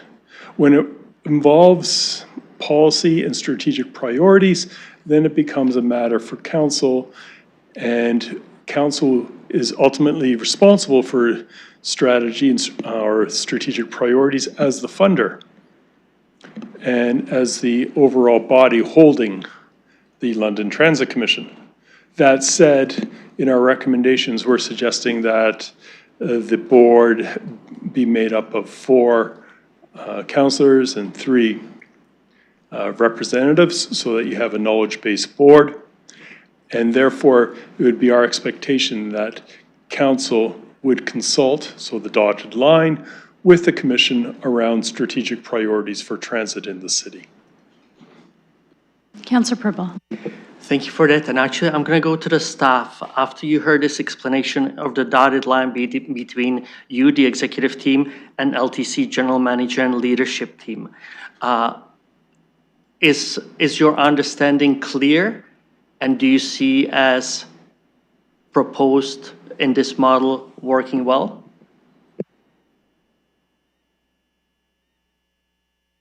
I will go to staff, whoever wants to jump in. It looks like Ms. Scher. Go ahead. Thank you, Madam Chair. As the sponsor for this review, I'm happy to answer our understanding of it. I think staff to staff with LTC and the cities work quite well when we've had major projects to work on or when we're dealing with something pressing. What this provides an opportunity for us to do is have a more proactive strategic relationship and ensure that communications between staff and the commission respectively at LTC and staff and committee and council here are addressing and bringing those matters forward. So I think for staff, yes, it is reasonably clear. There'll be a bit of work to do together as part of an implementation plan, which is one of the recommendations. It's shown here in the staff recommendation as being LTC work. My perspective is it's collaborative work with LTC, and it's actually the foundation of that dotted line is how we define the implementation and actualization of the recommendations here and bring them back respectively to the commission and council. Councillor Purble? Perfect, thank you. I'm very happy to hear that. And the last thing I have actually, it's the timelines. By the way, I completely agree with the strategic capacity and the big picture vision. I know in terms of, I always like to look within the existing team instead of creating a new position. I hope that, again, when I look at the timelines, I hope the team will be looking, if this is implemented, that they will be looking, making these changes immediately. But in terms of the number 5 and number 6, the refined strategic outlook at planning 6 to 12 months and enhanced strategic capacity over 12 months. Those are 2 frames that for me, I would say are almost non-acceptable. if you want to move forward. And this is kind of your suggestion, recommendation, or based on the experiences with other municipalities, because in a normal corporate world, these timelines would be very long and unacceptable. Can you please comment on those, and what's your recommendation? Mr. Pever. Madam Chairman, to the councillor, the recommended implementation timelines are based upon best practices with other municipalities. The city is fully capable, or I don't know if capable, my apologies is the right word, Madam Chairman, but within your rights to speed up or slow down the implementation plan as fits your needs. Councillor Prevost. Thank you very much. No more questions at this time. Okay, thank you. I have Councillor Ferreira next. Thank you, Chair. So I found this report quite constructive, I guess, as a step forward. Like as a councillor who sat on the previous commission and as a councillor who was also on council, the main thing that I was finding was that there was challenges that existed in the relationship between the commission and council. And I found that a lot of the ambiguities that kind of existed there kind of resulted in those challenges for the relationship. And that's exactly what I was kind of saying right at the beginning. So I do really appreciate how that was highlighted in the report. I do understand that, you know, formalizing the roles and formalizing the governance and formalizing communication responsibility and accountability really kind of will help us kind of, you know, guide us to make sure that when it comes to execution, we can stay within the priorities of the city, and we can also make sure that we have a service that, operationally speaking, is able to provide what people are looking for when it comes to our transit, to our public transit. So I really appreciate that. Some of the challenges that I saw, you know, like when we were trying to bring through, you know, the 10,000 hours for specialized transit at the board, there was challenges there. And, you know, with the smart card readers, with the online booking, like I experienced it all. Even with the training, we did try to bring training to the commission at the time. So I really appreciate that that training is incorporated here, because I really think that was the level we had to go to make sure that we can have these formal rails to make sure that this relationship can be constructive and can be collaborative between the two entities. So I really appreciate all that. So with the recommendations, I'm fairly okay with them. I do have some questions with some of them, though. I understand, you know, we're having now, there's a recommendation for a council majority commission. And I do understand that in the report, it does say that, you know, we're trying to steer away from ward-specific, I guess, directions, and we're trying to steer away from that, and we're kind of answering that with the training manual that we're bringing through as well. I wanted to ask, though, when we come to, I guess, the balance between a majority of council, how are we going to ensure that within the training manual, or if there's any other mechanisms that are available to ensure that we do stay citywide in the approach when you have a majority of council on the new commission? How would we, is it only within the training manual, or will there be any other, I guess, mechanisms that would ensure that a citywide approach, a transit-wide approach exists? Thank you. I'll go to Mr. Pever. Madam Chair, to the councillor, perhaps the staff might be able to better answer that question, given we're fairly focused on our scope of work. Thank you. I'll go to Ms. Scher. Thank you, Madam Chair. I'm going to maybe extrapolate some work I do with some other boards to this one, that members who sit as part of the London Transit Commission sit there wearing a hat as a representative of the commission, not as a representative of their ward or of city council, but when they're there, they're bringing that knowledge and experience to the system that serves the entirety of London. So that will be something that is encompassed in the training and onboarding and expectations around roles. And that is generally the way most boards work, is when you sit at a board and hold more than one function, that you would be, say in the case of our Huron Erie Water Boards, which I know well, you are there as a representative of the board to make the best decisions for the collective performance of those boards' assets, systems, staff, and customers. Thank you. I'll go back to Councillor Ferreira. Okay, thank you for that. I guess speaking along the same lines, for me, I'm always trying to depoliticize as much as I can, because I feel like that lies some of the issues. So I like the balance that we're bringing in because I know we have to make sure that we have a city strategic direction. And I like how the chair will be a counselor and the vice chair will be a member of the public. So I guess I would follow up with a question on the appointments and how we do the appointments. So when we're looking for appointments for the citizen portions of the commission, was there a consideration where we could have maybe the striking committee, as we did before, kind of really set forward recommendations when it comes to council making the final appointment for those public positions to show that, these citizens fit the requirements, they have a lived experience, or they have expertise or institutional knowledge in this area? Are we going to have a striking committee when it comes to those citizen appointments that really kind of recommends, like, these are the individuals that we really think would serve the best on the commission going forward? Thank you. I'll go to Ms. Scher. Thank you, Madam Chair. The council is getting perhaps a bit ahead of where we are on this one, and that these would be things we will define in the implementation plan that will come back to you, and we will be looking at the best mechanism, working with the city clerk's office who leads that process to ensure that we're seeing a representation for the public appointees that reflect either specialized skills or lived experience and knowledge. Thank you. I'll go back to Councilor Ferreira. Okay, thank you for that. Sorry for getting a little ahead on that. I would really like to see that, though. And I guess I would also, maybe if I can, make a suggestion or recommendation, a specific area for someone with institutional knowledge or lived experience when it comes to the specialized transit portion as well. I really think that would be very important because we really benefited very well when we had members of the public who had that knowledge. I guess I would go to the escalation process. I wanted to know, I understand that there's going to be somewhat of an escalation process for disputes or anything like that when it comes between the commission and council. I just wanted to know who would own that? Where would that fall? Who would be the overseer?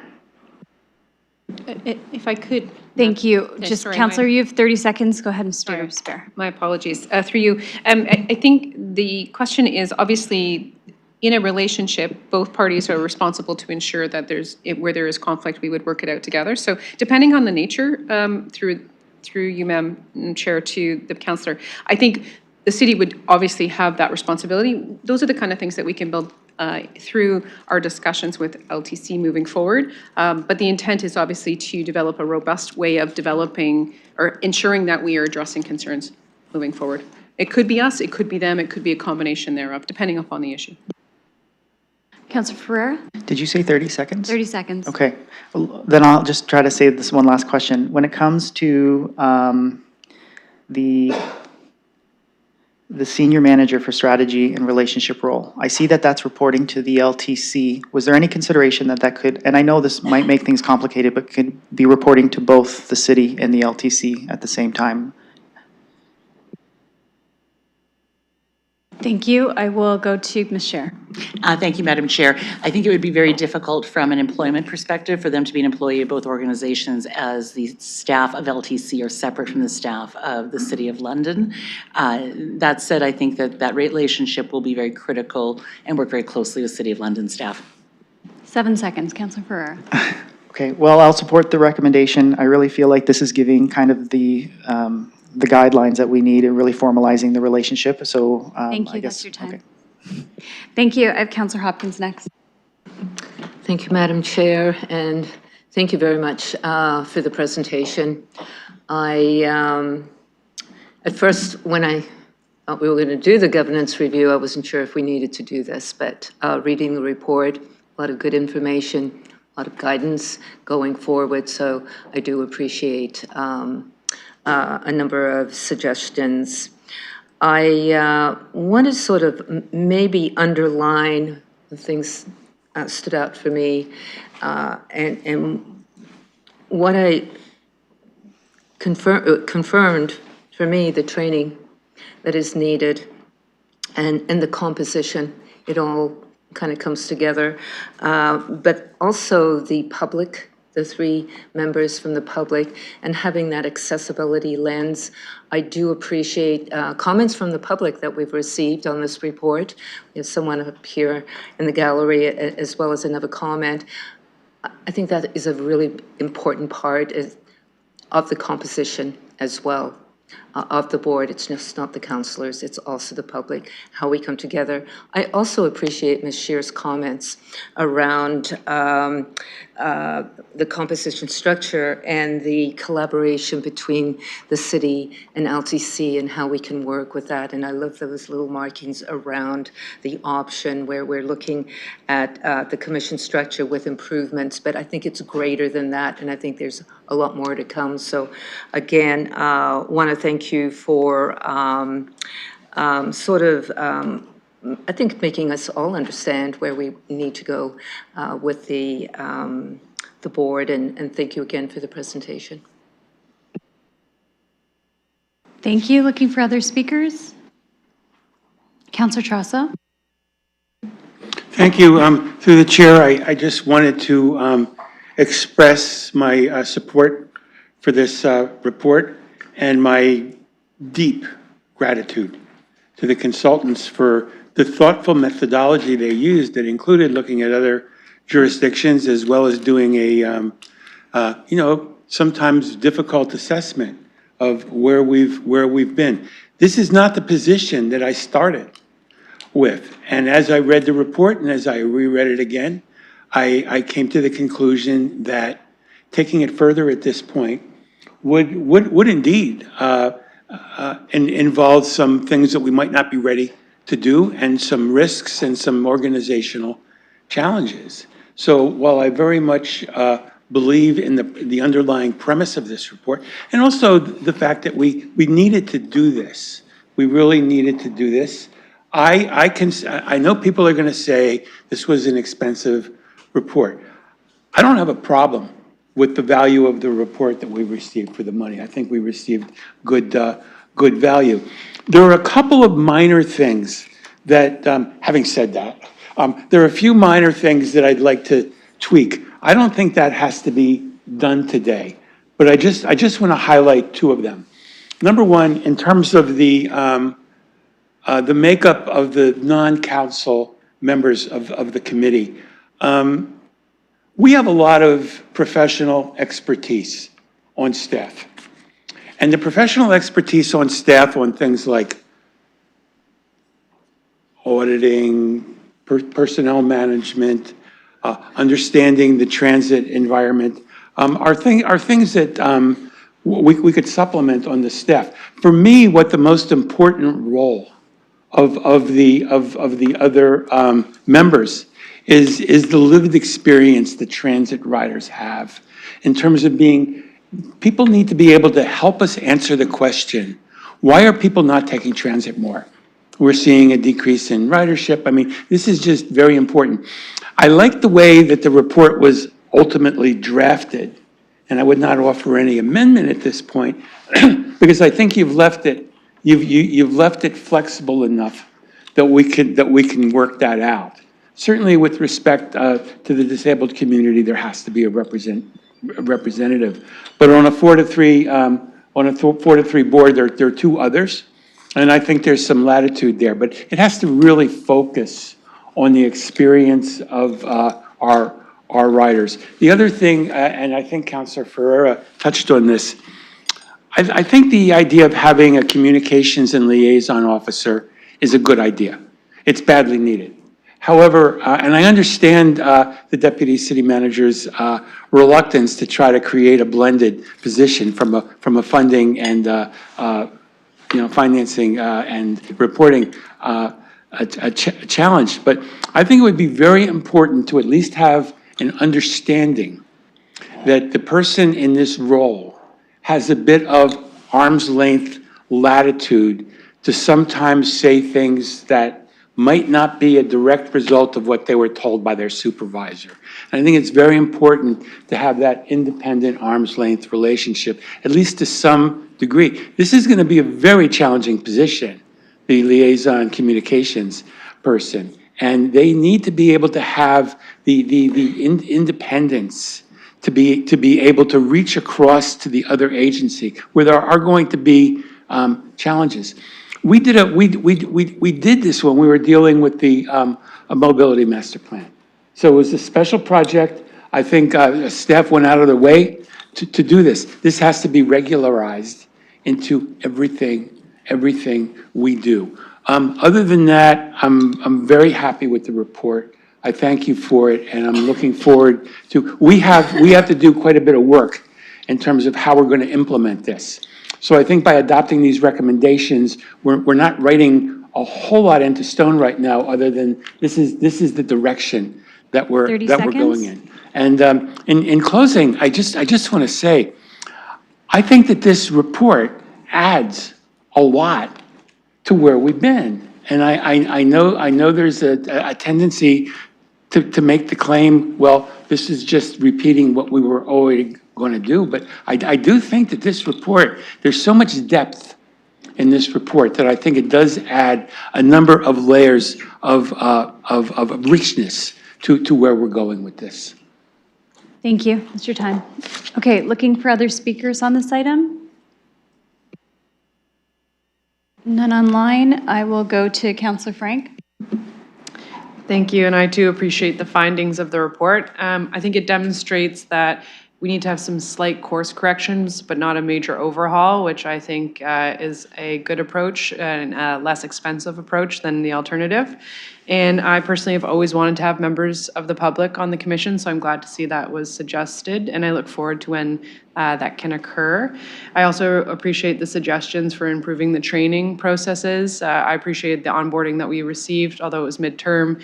But even since then, for example, Councilor Rahman and I went and toured the Specialized Transit, the phone booking system in the morning, and that was helpful to understand how it was used, and most of us have attended a tour of the facilities as well. So I think that continuous learning is important for commissioners.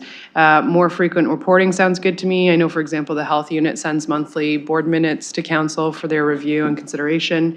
So I think that keeping us in the loop is an important way of trying to make sure that we're working together in lockstep.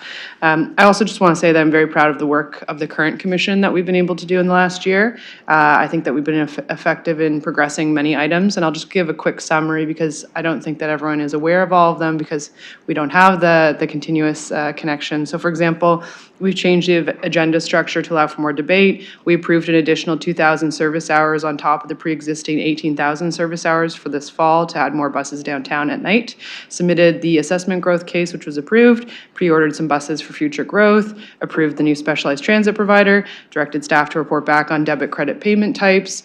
We've worked a lot with Western students on a couple different route issues, and also increased communication engagement with a new Instagram page. If you have Instagram, please follow at LTC LDNONT because there's a new transit Instagram page, as well as hiring some summer students to assist with engagement opportunities. Also, if you have things that you want to see London Transit at, we have some students who'll be able to show up.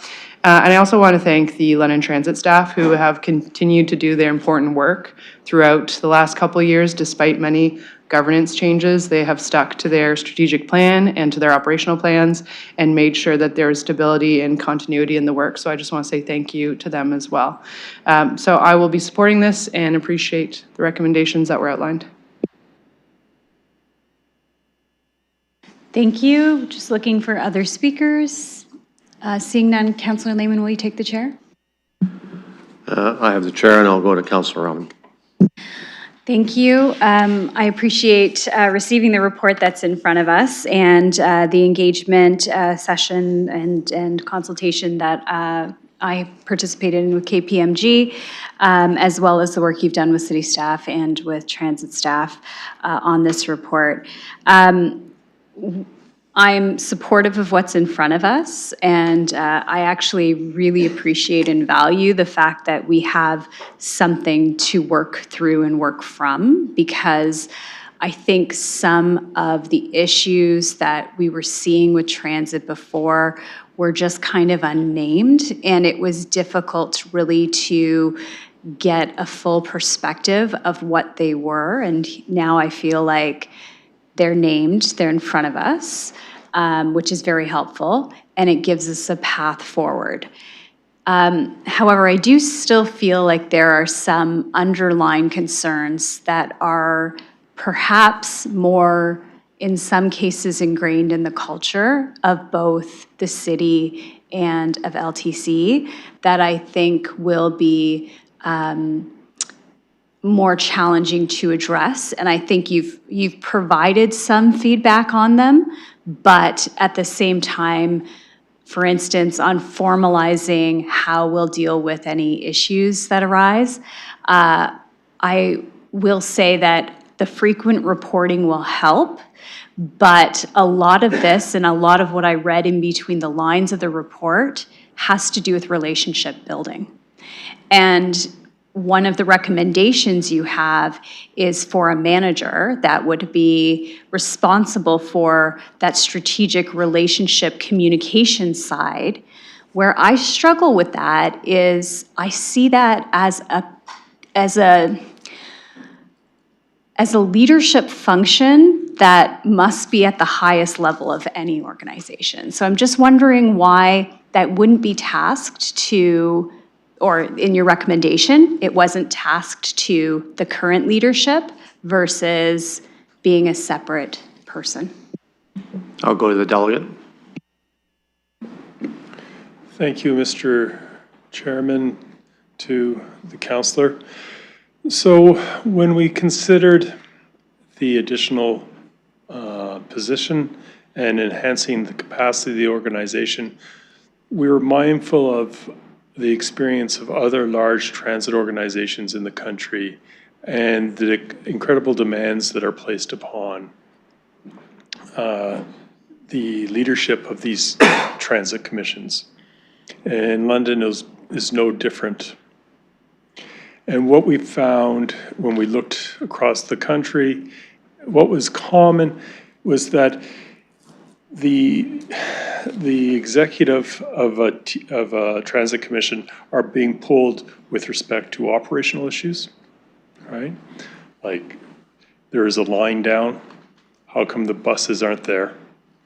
And, it doesn't take very long for a line that is not operating correctly to get escalated to the general manager, right? Or the executive of the transit commission. At the other side, your leadership at the transit commission has to deal with, I'm going to say, the politics or the relationship with the city. Who is their share funder, right? Who oversees and sets the overall strategic priorities for the city, and who has a huge voice in how transit is delivered in the city. And that's very demanding. So we felt that there is additional capacity required at the LTC to fill that gap. And one of the ways we thought we could fill that gap is through someone to provide communication support and strategic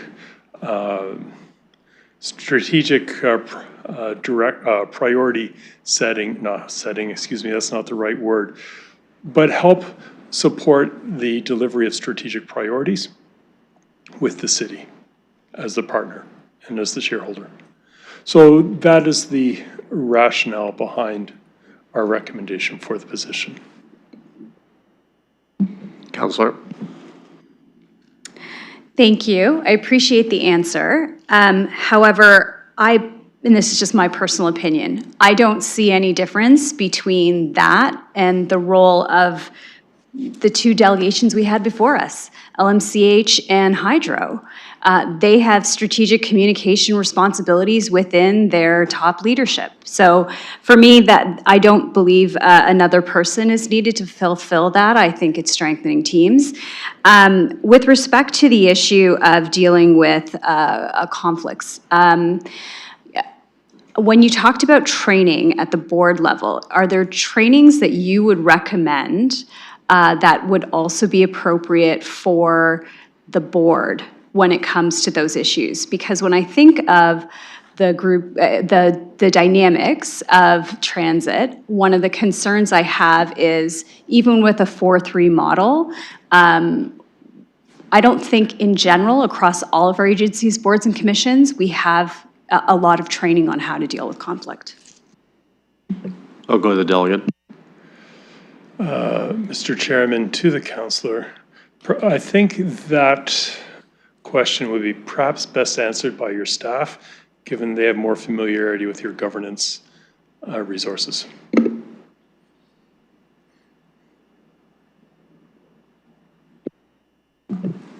I'll go with staff. Thank you, Mr. Presiding Officer. We will be working on the content of that training, looking at what's available in terms of off the shelf, because I'm not of a belief we need to necessarily reinvent the wheel. There are resources available for board training, and working closely with the City Clerk's office and our colleagues working for Mr. Fowler, who arrange our council onboarding as well. So we'll review what is available now, what's being used by some of the boards in the area that's effective. If we've got something we can largely work from, that would be a great start. I don't have any program sort of names off the top of my head, but we will include in the implementation plan how we intend to approach that more specifically. Councillor Rahman. Thank you. One of the things I noted was Transit Windsor was mentioned. They were mentioned around their advisory group. I did try to bring something similar to LTC. We are working through a process of having an advisory component. It is more of a survey-based versus actual meeting, but I do think that that is missing. I'm just wondering if you can comment a little bit more on advisory groups. I'll go to the delegate. Thank you, Mr. Chairman. To the councillor, yes, advisory groups do have a role, and we did not include that as part of our recommendations. However, given the importance of ensuring all voices are heard in the community, they can certainly be considered once you have established your new commission. Councillor.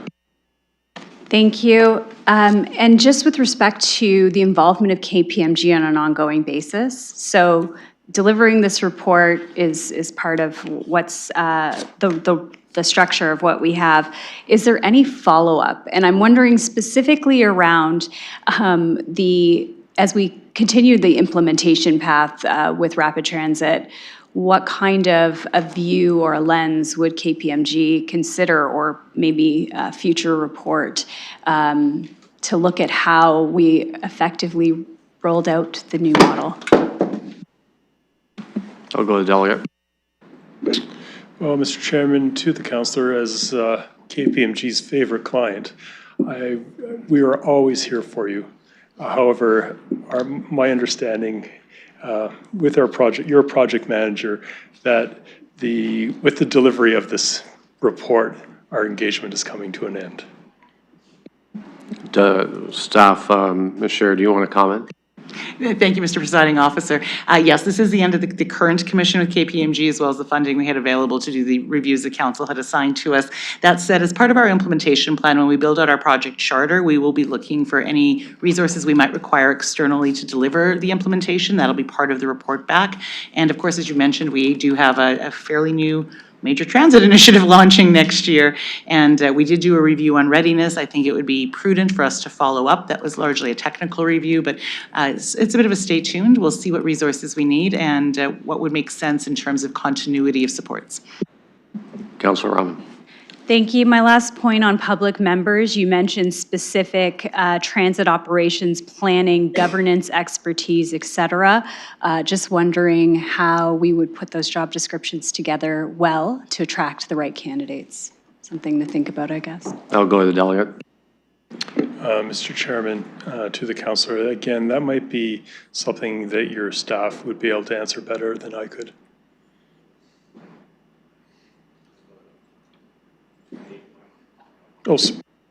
I'll go to staff. Thank you, Mr. Presiding Officer. We will be working through what we believe the appropriate job descriptions for those public appointees would be, whether it is looking for, as some noted on council, experience as transit users or from specific user groups, or if we're looking for specific technical expertise, and giving a range for council to select what is best reflective of the folks you want on the commission that ultimately delivers transit on your behalf. Councillor, you have about 30 seconds. Please go ahead. Thank you. Really appreciate the answers. Looking forward to some offline conversations with staff to further understand some of those components of the recommendation. Thank you. Thank you, and I'll return the chair to you, Councillor. Thank you. I have the chair looking for other speakers.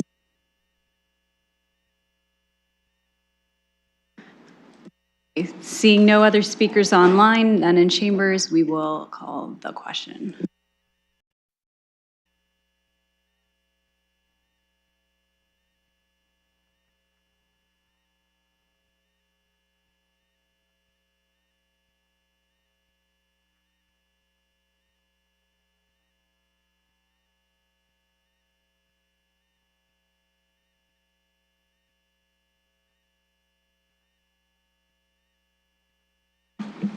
Closing the vote, motion carries 14-0. Thank you, and thank you, Mr. Peaver, for being here today and for waiting alongside us. We will move on to item 4.3, which is a request to maintain the size of the London Police Service Board at 7 members. I'm looking for a mover and a seconder on this item. I have Councillor Lehman and I have Councillor Trosso. With that, I will look for any speakers. Okay, seeing no speakers, we will open up the vote on that matter.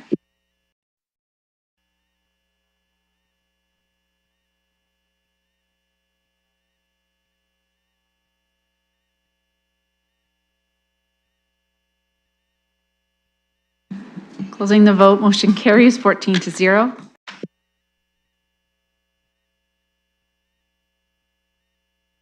Okay, thank you. That takes us back to, takes us to item 5, which is our additional business and deferred matters. We first have item 2.4, which is the strategic plan implementation update mid-year 2026. We did have a delegation request from Mr. Henderson. I do not see him in the gallery, but I will just take a moment to check if he's online. He is not. So I will take his submission that's included, but at this time we will just look for mover and seconder on item 2.4. I have Councillor McAllister and Councillor Hillier, thank you, and we'll look for speakers. I'll start with Councillor Stevenson. Thank you. Thank you. I just wanted to say I'll be voting against this again, as I have the last few times, and I could go into great detail about why, but I think I've covered it before. I'll just highlight the biggest issues I had was that the council set what we wanted to have happen, and how that was done was prepared by staff, and we didn't even have the chance to say we were okay with that. So right off the bat, things didn't look certainly the way I wanted them to look, and I don't know about the other, my colleagues. The other part is the tracking of actions, 550 actions, and we're 96% complete on actions. It's the same issue I have with interactions when it comes to the social service agencies. If our interactions and our actions aren't creating the results that we want, committed to, intended to create, and we're not talking about how to course correct, how to get those outcomes or results, then it's really an unfortunate waste of resources, in my opinion. So I will not be supporting this. It's the last one for this term of council, as far as I know. The next one comes in November, if it's consistent with the rest of the reports, unless we're going to get one as it is the end of council. So I just think it's a very disappointing. I like strategic plans. I think they can be really valuable. It's just like mission and vision statements. They can be something you just tick off and do and never look at, and they just go in the drawer, or they can actually drive a corporation forward. And so maybe there'll be an opportunity in the next term of council. Thank you. I'll look for other speakers. I have Councillor Pribble. Thank you. So I will make my comments, and they'll be quite different than what we just heard. And I want to say this. 3 years ago, we put together and we look at mission, vision, values, expected outcomes, strategies, and we also implemented to the bottom step implementation plan. We all, by the way, unanimously, we went step by step, and if you remember, it took us a long time to go through it, but we approved it. We approved it step by step, including the strategies, including the outcomes, including implementation plan. I have to state that in 3 years, when I look where we started, and especially with the implementation plan, where we were, and we are right now. Thank you very much to the staff. What a great improvement. I had to, if I look at even on online, and again, this is not a public knowledge for private companies, but if you look at online, we have how it's presented, the dashboard with on track, delayed, under review, expected results, mechanics, with all the graphs and everything, how great professional it is. Yes, could the substance be always better? Absolutely, it could be. Everything can always be better, but it's something that we all agreed to step by step. I want to thank staff. I think I gave them over 40 questions on Monday. I received 8 pages this morning with all the answers that I needed. So again, if you look at this, and if you are just going to look at just the report graphs, if you don't go deep to it, to the detail, which you can see on the deadline, of course you might not be disappointed. But can you find the things that you are looking for? Many. So again, as everything else, it can be better. Am I proud of the last 3 years? And there is so much positive there. Could I be more positive? Absolutely. But there's so much positive, and I really want to thank the city manager, Trevor Fowler's team, Nick Steinberg, really with all the stuff that they are keeping. And actually, no, and I want to say, I hope I still have time, I really want to thank to these organizations: Middlesex London Health Unit, Upper Thames, Kettle Creek, Covent Garden Market, London Public Library, London Public Service, Police Service, London Fire Department, Eldon House, Museum London, Arts Council, London Transit, Tourism London, Film London, and the feedback from Chamber of Commerce. This report, in my eyes, should never be under consent. All these organizations, if I look at organizations, financials and this report are the 2 most important reports of any corporation. This report, if I look at everything else, brings most of our community together, working together, and trying to maximize the opportunities. Again, could we maximize them more? Absolutely. Are we on the right track? Yes, we are. I certainly hope, because this is my last update, I certainly hope that the future council is going to continue in this and just improve it, make it better together with the staff. So thank you, but I will be very much voting in support of it. And thank you all, and thank you to staff. Thank you. I'm looking for other speakers on this item. Okay, seeing none online, and just so committee's aware, Deputy Mayor Lewis is online, and Councillor Pelosa and the mayor had to step away. Okay, with that, seeing no one in chambers with their hand up, we will open the vote.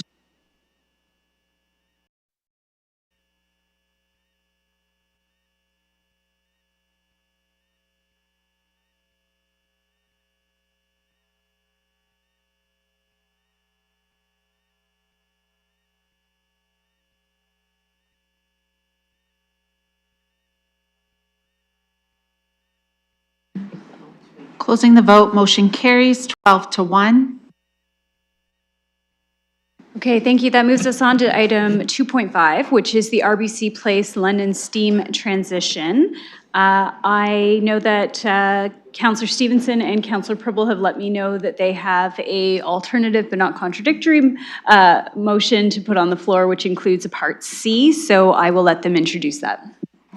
Thank you. Yes, I'd like to move the staff recommendation plus a Part C, which says the Civic Administration be directed to provide a report to the Strategic Priorities and Policy Committee with an update on funding once the project cost is known and the contingency amount has been revised. Thank you, and I understand you have a seconder in Councillor Pribble. Thank you. Would you like to speak to it to begin with, and then we'll take other discussion on this item? I'll lead. I would just repeat the same thing, and I just want to say that both of us are on the RBC board, just in case some individuals don't know. Thank you. Okay, I will look for other speakers on this item. Councillor Chassa. Just a quick question. Does adopting these recommendations preclude us from taking action? I'll just leave it like that. Does this close the matter, or does this not preclude it? Thank you. I will go to Ms. Barbone. Thank you, through the chair. This report specifically only deals with setting a budget so that we can do the proper transfer to allow RBC to begin the work. Because in order to commence any procurement, a budget and an established source of financing needs to be available first. So this does not preclude any other actions in the future. This only deals with the very specific item of setting the budget so that RBC Place can proceed. Councillor Trassa. Yes, thank you. And with that very clear response, I do not need to proceed with further questions at this point. Thank you. Looking for other speakers, I have Councillor Ferreira next. Thanks, Chair. With respect to the amendment, so it's looking for a report back. How would staff necessarily take that? Is that just you providing an update of what the final cost is after we find out how much it's going to be with, and then it would be to a maximum amount with the contingency? Or would we be getting a full report on everything else? Is it just like an update on cost? Thank you. So you're talking about the new Part C that's in the motion, and I will go to Ms. Barbone and Ms. Stewart, whoever wants to go on that question. Thank you through the chair. So certainly we will be working, Ms. Stewart's team and RBC Place will be looking at doing this. RBC Place is leading the work on this. We're certainly providing as much consultative support as possible, given our experience with trying to move forward with other buildings at the City of London. So obviously, based on our experience, we know that through the detailed design process, when you are doing something significantly this complex in a building that is wasn't built to do it this way, there is a great deal of design work, and through design work, we know that we can find certain things. So once that is completed, and certainly we would work with them that once we know what those amounts are, and they've begun that, we can certainly have a report back to council to convey that and work with RBC Place, whether they write a letter or we'll figure that out once we know what the next steps will be when the work is complete. Councillor Ferreira. And final follow-up question, would you take this report as including everything else with Centennial Hall, the library? Would we have updates with that, or would we have separate reports?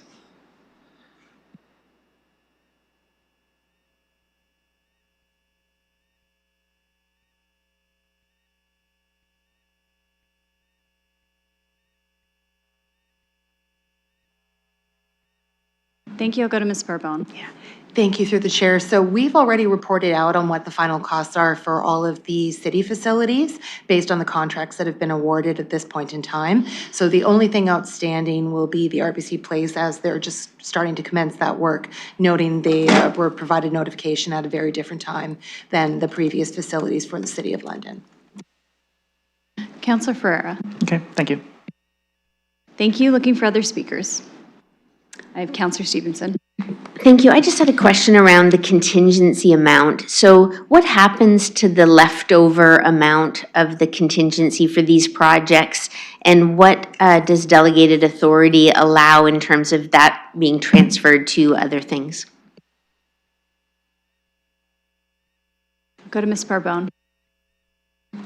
Thank you through the chair. So because there is a specific resolution and this is set aside for a specific capital project, that direction is in and will establish the budget. So through our budget monitoring process, no different than what we would do when we've recently brought forward our capital budget monitoring, when projects are complete and if there is anything left over, those are returned to the sources for which they came. That is done through our annual and biannual monitoring, capital monitoring processes. This would follow the exact same process in that regard. Councillor Stevenson. Thank you, that's all. Thank you. Looking for any other speakers on this item? Okay, seeing none, we will open the vote.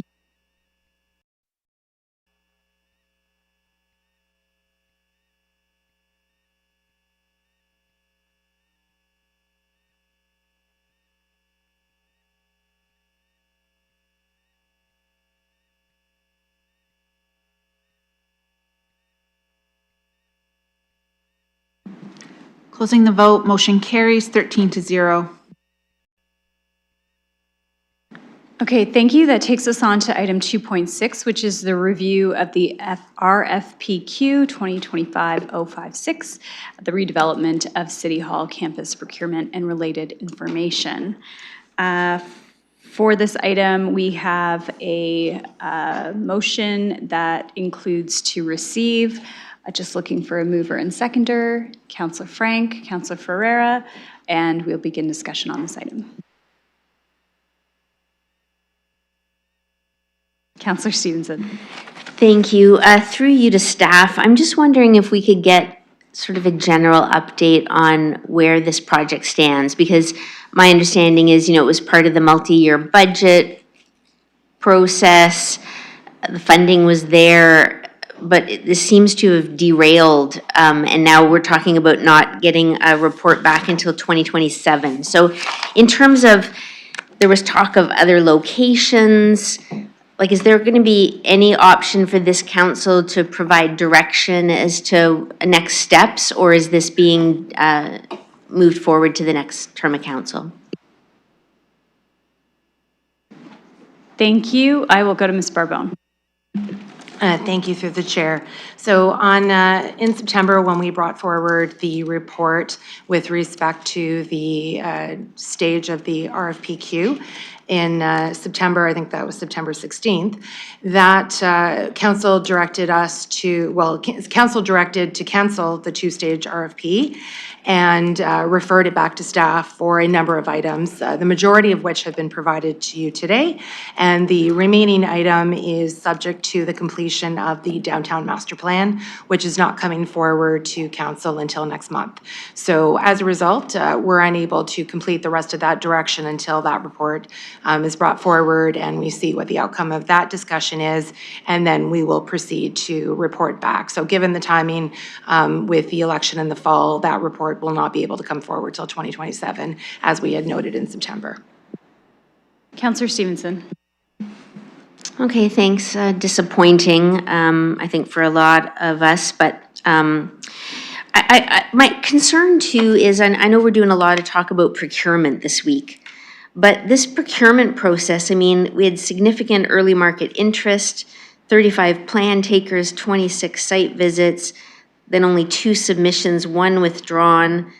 The brief survey said the feedback received talks about there's a lot of criticism around our procurement process, things being perceived as restrictive, and the team formation evaluation was unclear. Questions about terminology inconsistencies, financial expectations were unclear, and uncertainty around the public-private partnership type models. I just wondered if, this is a bit concerning to Londoners who look at this and think this is us, it's our building, our project, something that's been talked about for, I believe, a decade. And the procurement process, again, just seems like a really big failure. Is there anything that staff can share that maybe counteracts some of what's in here or helps us understand why the procurement results were so poor? Thank you. I'll go to Ms. Datersbeer. Thank you. Through you, Madam Chair. I appreciate the feedback that's been shared. I do want to be clear that as Council asked us to do, we went and got the feedback from those who submitted to the RFP process. The information that we've shared in this report is their feedback. We have done the best that we can to share exactly what they said so that you're fairly clear about what the proponents felt. I want to be clear that in my mind, we continue to manage this process through our council-approved procurement process. And I would suggest to you that those processes are highly defined and highly regulated, and we continue as best as possible to ensure that they are absolutely effectively implemented. With respect to this process, I think we've done exactly what we need to do in terms of bringing this report back. And as Ms. Barbone has suggested, there'll be additional information once the downtown master plan is presented to council on June 16th. Councillor Stevenson.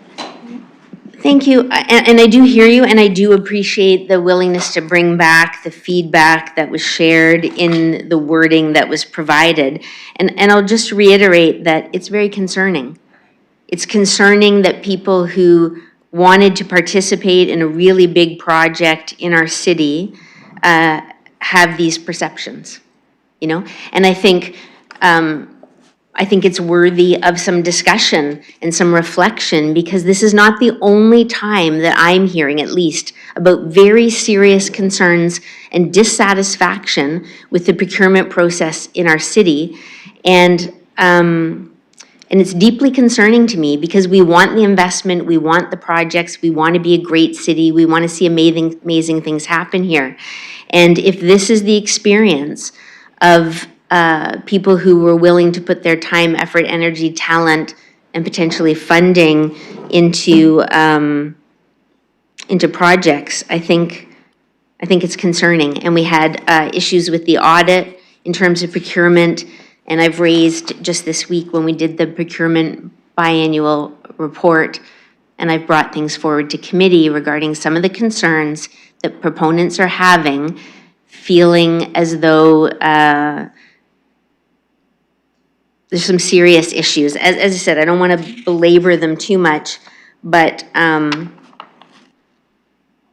unclear expectations, terminology, inconsistencies. I'm hoping there's something here that civic administration can use to, you know, in terms of continuous improvement, because, you know, it doesn't give me a lot of confidence in terms of our next procurement process for this same project. I'm just not sure how we're going to get different results if we just keep saying that what we do is great and everything we do is following procedure and it's council approved. I feel like some reflection and maybe some council direction is needed here. So I'm going to reflect on it myself, but this is something that we were told a couple of years ago, that it was super important that we move forward. We know the condition of this building, and to be in this situation is just going to be seen as very, very unsatisfactory to 30 most seconds. Londoners.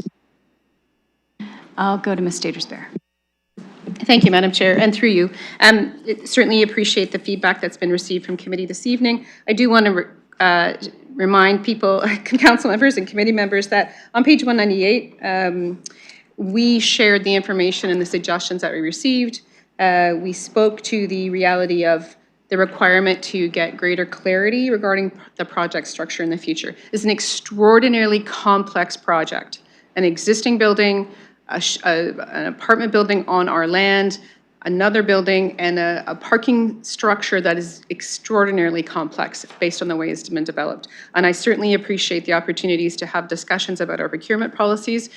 Certainly happy to have anyone refer those, as you would like to the audit committee. That's another way to do this. So I want to ensure that as civic administration, we are committed to ensuring that we take council's direction, which we have done in this report. Thank you.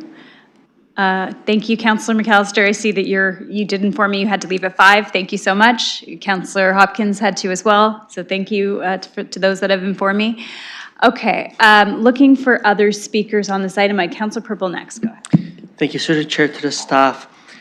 The report states to assess the downtown master plan recommendations with respect to the role of City Hall. Are we considering, or it's not going to be us, it's going to be the new council, outside these premises? Is this going to include potentially other buildings downtown London, or is this just restricted to the current facility where we are at? Thank you. I'll go to Ms. Statersbeer. Thank you. I through you. At this point in time, you are receiving this report, and you will receive in June the recommendations from the consultant who's developed the downtown master plan. Those recommendations may include some discussion with respect to other areas that the city could consider in order to support downtown, and that might include potentially City Hall campus in other locations. At this point in time, we have no direction to look at that. We've come back with this direction in respectful of the direction you gave us in September. Councillor Purple. I do have a follow-up. If the master plan does not include it, will the will this council have the opportunity to open it up outside the current premises? Thank you. I'll go to Ms. Datersbear. Thank you, through you. Certainly, any future council will have the opportunity to have any discussion as it relates to this project. And we would take your advice and direction as to what that looks like. It would be the next council, though, based on the comments we've made earlier.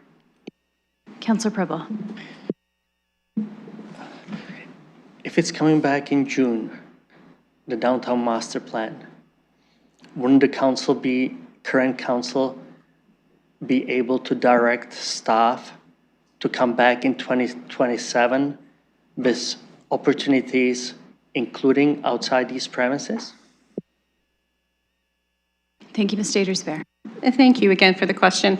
Through you, if there are directions to civic administration to undertake the next process as it relates to other space or other buildings within the core, then we would take that direction. Obviously, we would need sufficient time to look into that information and get back to committee and council with an appropriate report. It'd be impossible, I think, for me to tell you at this point in time whether or not that would happen in the period of your current council. And so I don't want to mislead you by suggesting that could be the case. But it would be council direction that we would need in order to do that. Councillor Preble. Perfect, thank you. I do understand that. Now, when the report comes back, currently it says staff will come back in 2027. Will there be an opportunity to be more specific and not just 2027, to go Q1, Q2, certainly not Q4, that's the same thing. But 2027 is a long time, 12 months. Will there be an opportunity to shorten this, be more specific?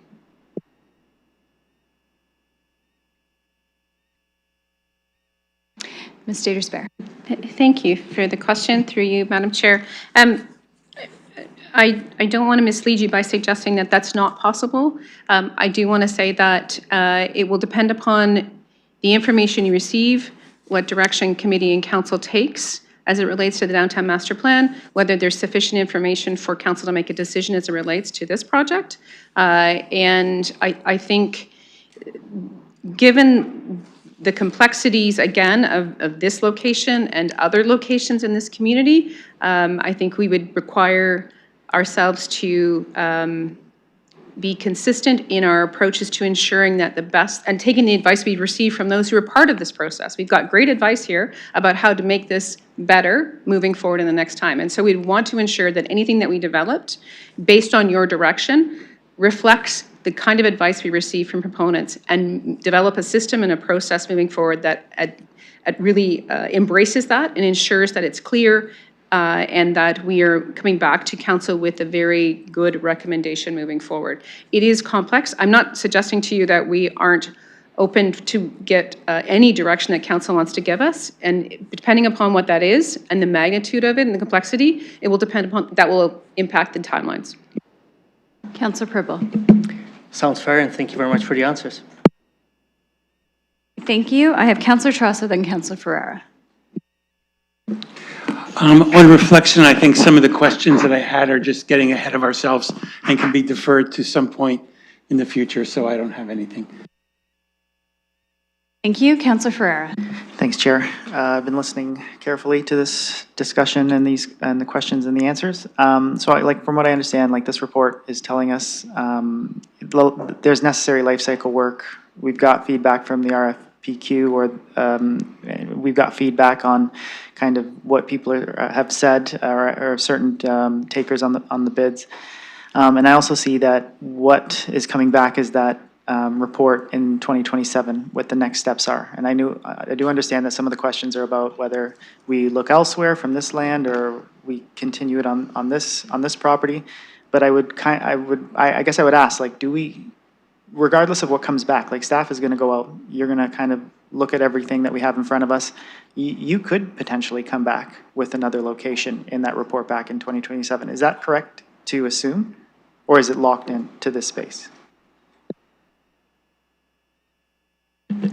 I'll go to Ms. Thank Barbell. you, Thank you, through the chair. So without presuming what council direction is going to be and the feedback on the downtown master plan that's coming next month, I think it would be really challenging to provide an answer to that. Certainly, the first step, and as the direction that was provided to us in September, was to evaluate what the next steps would be with respect to the downtown master plan. So certainly, we're waiting council's direction on what that is, and then subject to that, we would go back and complete the work and identify what the next steps would be, if there's applicable budget requirements that also need to be modified as a result of the significant deferral in time for whatever we do. So there is a great deal of analysis there for us to be able to turn it around and provide the best recommendation forward on what those next steps would be. And certainly we will await council direction, and we will take that council's direction and move from there to provide our best recommendation when we are able to bring that forward. Councilor Ferrer. Okay, thank you for that. And I understand that report back, regardless if it happens to land in the downtown plan or not. We're looking for a role of our new civic space to also promote the downtown's vitality and promote the downtown's impact.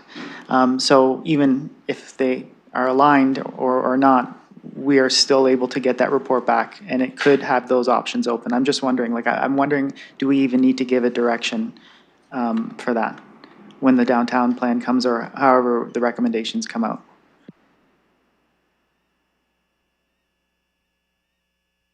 Ms. Barbone. Thank you, through the chair. So that component is in the resolution already from the September 2025. So that's the direction that we're taking, is that subject to what is within the downtown master plan and what the council's directions are, we would go back and reevaluate and then bring forward a recommendation. So that's the direction that we are proceeding under. Councilor Ferrer. Okay, thank you. That's kind of how I saw the recommendation that we already given forward. We're still a little open for opportunity, and there's no locked set place of where it could go or what happens. It's just basically something that's going to come back that will not only provide the city council and the head of civic administration, but also that promotion of downtown vitality. So I kind of see it as it's still an open discussion going on right now. And I guess that's a comment, it's not a question. Thank you. Looking for other speakers. Councilor Lehman, if you take the chair. Please go ahead, Councillor. Thank you, and through you. So first, just thank you to staff for preparing the report that's in front of us. I appreciate that this is a reflection on the feedback that we received through this process, through this RFPQ process. I will say that I think there's a lot of good learning that happened through that process. This is a very large project, and what we set out was quite ambitious to begin with. And I think that ambition led to maybe some of the complexities that we saw that came back with that RFPQ. As the conclusion states, as we move forward, that clarity that's needed, the definitions of the financial expectations are all things that we need to have a lens and a view to. And lastly, I just want to talk about the expected housing model. So one of the things that I'm trying to better understand with where we're heading with this direction is that housing component, and just wanting to better understand whether or not there is a potential to decouple some of those if there is a need to do so in order for us to move on the building needs that we have for this facility. So just wondering if someone might be able to comment on that. I'll go staff.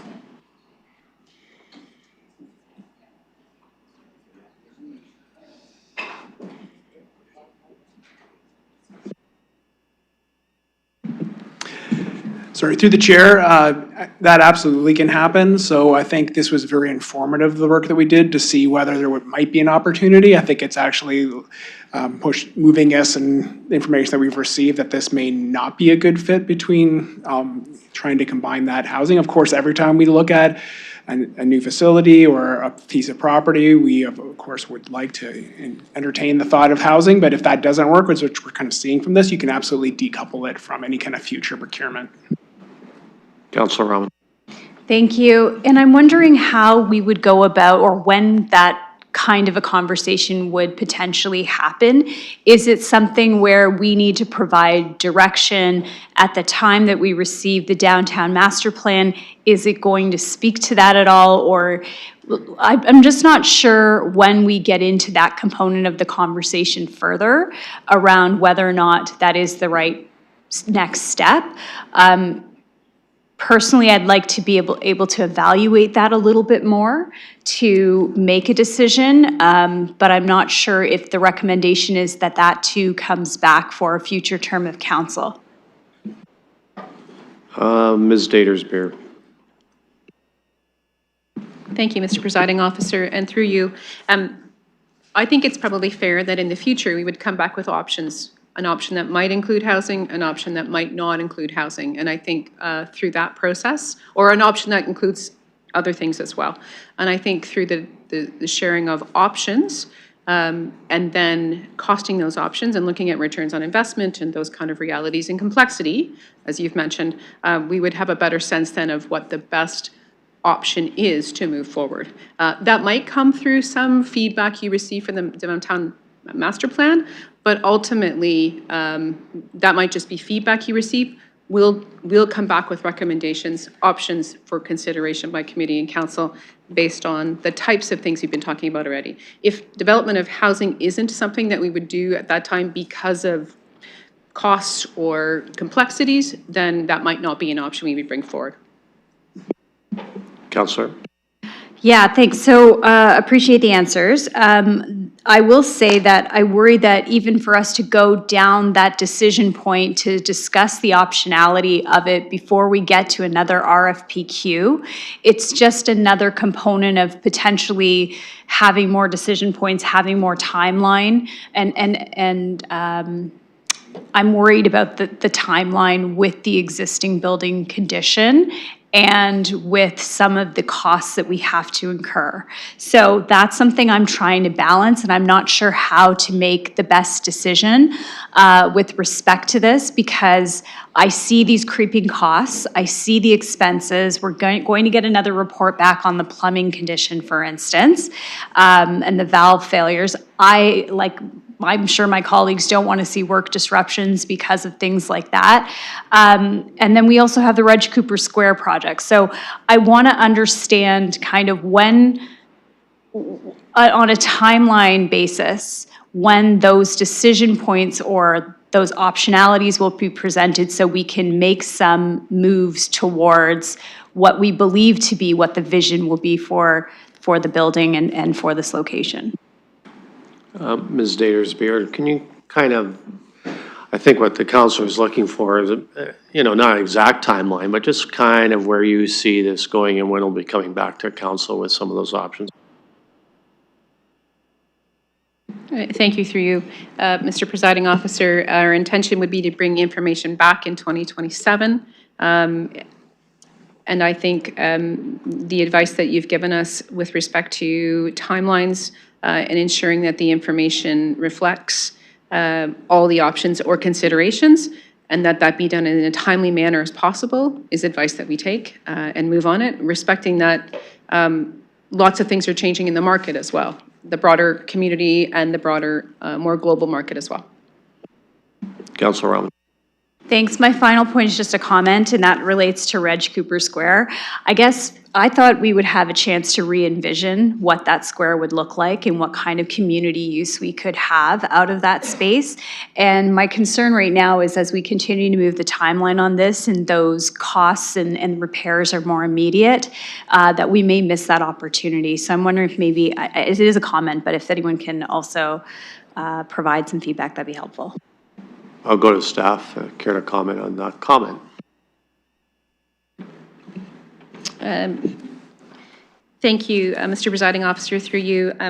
Definitely, we have an iconic space named after the former city clerk. So That's important. We want to ensure that, as you've indicated, that we are able to support whatever we can do. It is also a complex piece of real estate that we own. We try as best as possible to keep it as well maintained as we can. It is part of the biggest challenge we have of this structure. It also supports our parking and the other supports for the community. So I do think that that's certainly part of the discussion that we want to have and need to ensure that whatever we develop there for its continued use is really a function of supporting a community space in ways that people can use it. So they come to the seat of council and the seat of government in this community, should we move forward with that option. Sorry, that's not a great answer to the question, but the challenge is it's a very unique space that we cannot do a lot on because of the nature of how it's been created and built. It's patio stones, through you. All right, Counselor, back to you with 30 seconds. I guess I'm hoping we'll see a design when we get to that stage. Will that be part of what we will see? Will we see a design? I'll go to staff. Thank you, through the chair. So that all depends on what the council direction is going to be in the future on whether, how this proceeds, how this project proceeds. So certainly through the RFP that did not proceed, the intention was to include the redevelopment of the square as part of whatever the future redevelopment is going to be, because as you're doing redeveloping and possibly creating a new structure, that would be the opportune time to consider that. Other previous discussion talked about having small community engagement pieces that would speak to getting some feedback as to what to do with that. So that was envisioned to be part of the RFP and how we could proceed. Noting that we're not proceeding at this point in time, that will be waiting until what the future direction will be and what the next envision for proceeding with any procurement would be, subject to council approval. Counselor. Thank you, appreciate the answers. I'll follow up more off the line. I'll return the chair to you. Thank you. I have the chair looking for final speakers. Seeing none online, seeing none in chambers, we'll open the vote on this item.